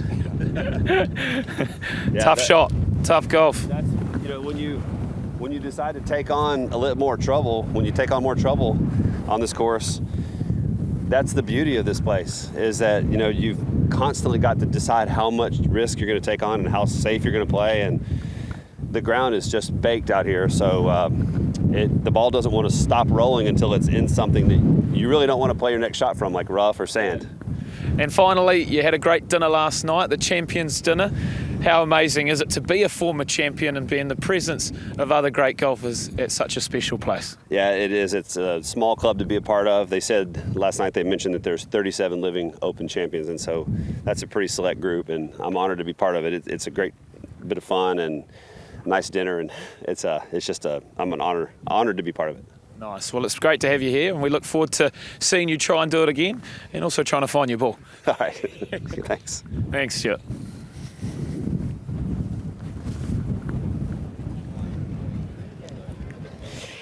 We are back on the range, and David, I'm looking at Padraig Harrington, who's just over your right shoulder, who's warming up, and so many storylines here at the Open Championship. Next to him on the left is Rob Dinwiddie, who just walked past us, qualified up the road at the Fairmont a couple of weeks ago.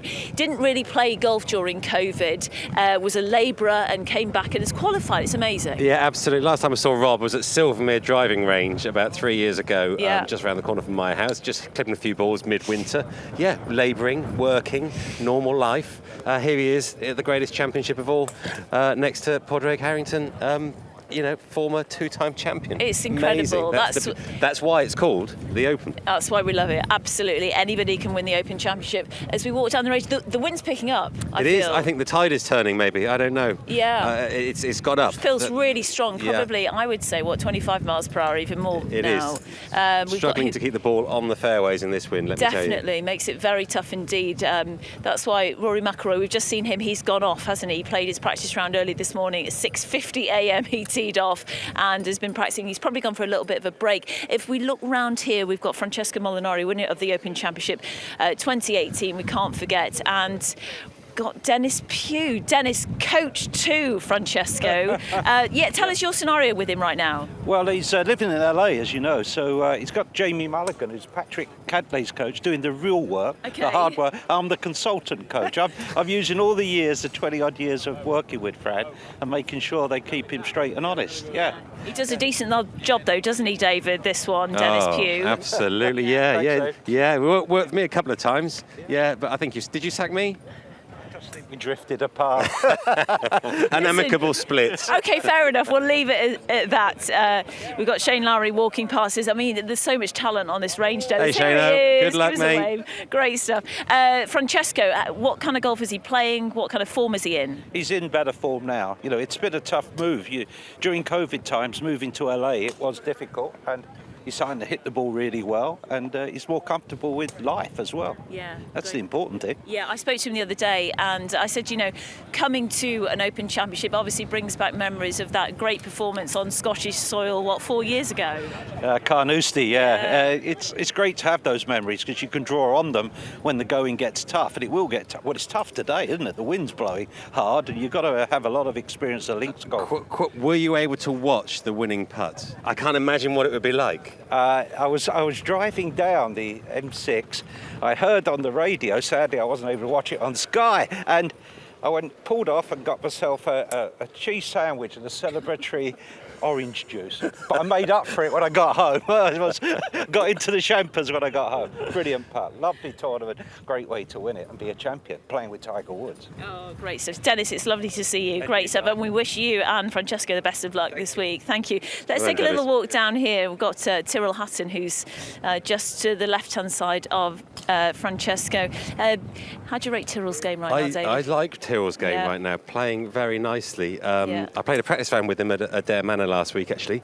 Amazing. I only see Tyrrell on TV normally and on Twitter and all the, the aftershock commotion and the slight head off on everything. And I think, is he doing this for the cameras? But even in a practice round, every single shot, he's just like it's the most important shot in the world. And that intensity is his strength, and I think he's going to run close this week. He's got an all-round good game, great short game, good putter, and I fancy Tyrrell is going to have a good week. Okay, well, yeah. As the stories unfold here on the final practice day of the Open Championship, before that first tee shot at 6:35, which David did back in what year was it again? 2014. 2014. The privilege of that. It will be Paul Lawrie tomorrow morning. We have some of the world's greatest games around us. The crowds are swelling, and it's a perfect situation. It's set up perfectly, isn't it, for tomorrow? But we'll be back in a couple of hours, live at the ranges with you from 2 o'clock. We'll see you then. Goodbye.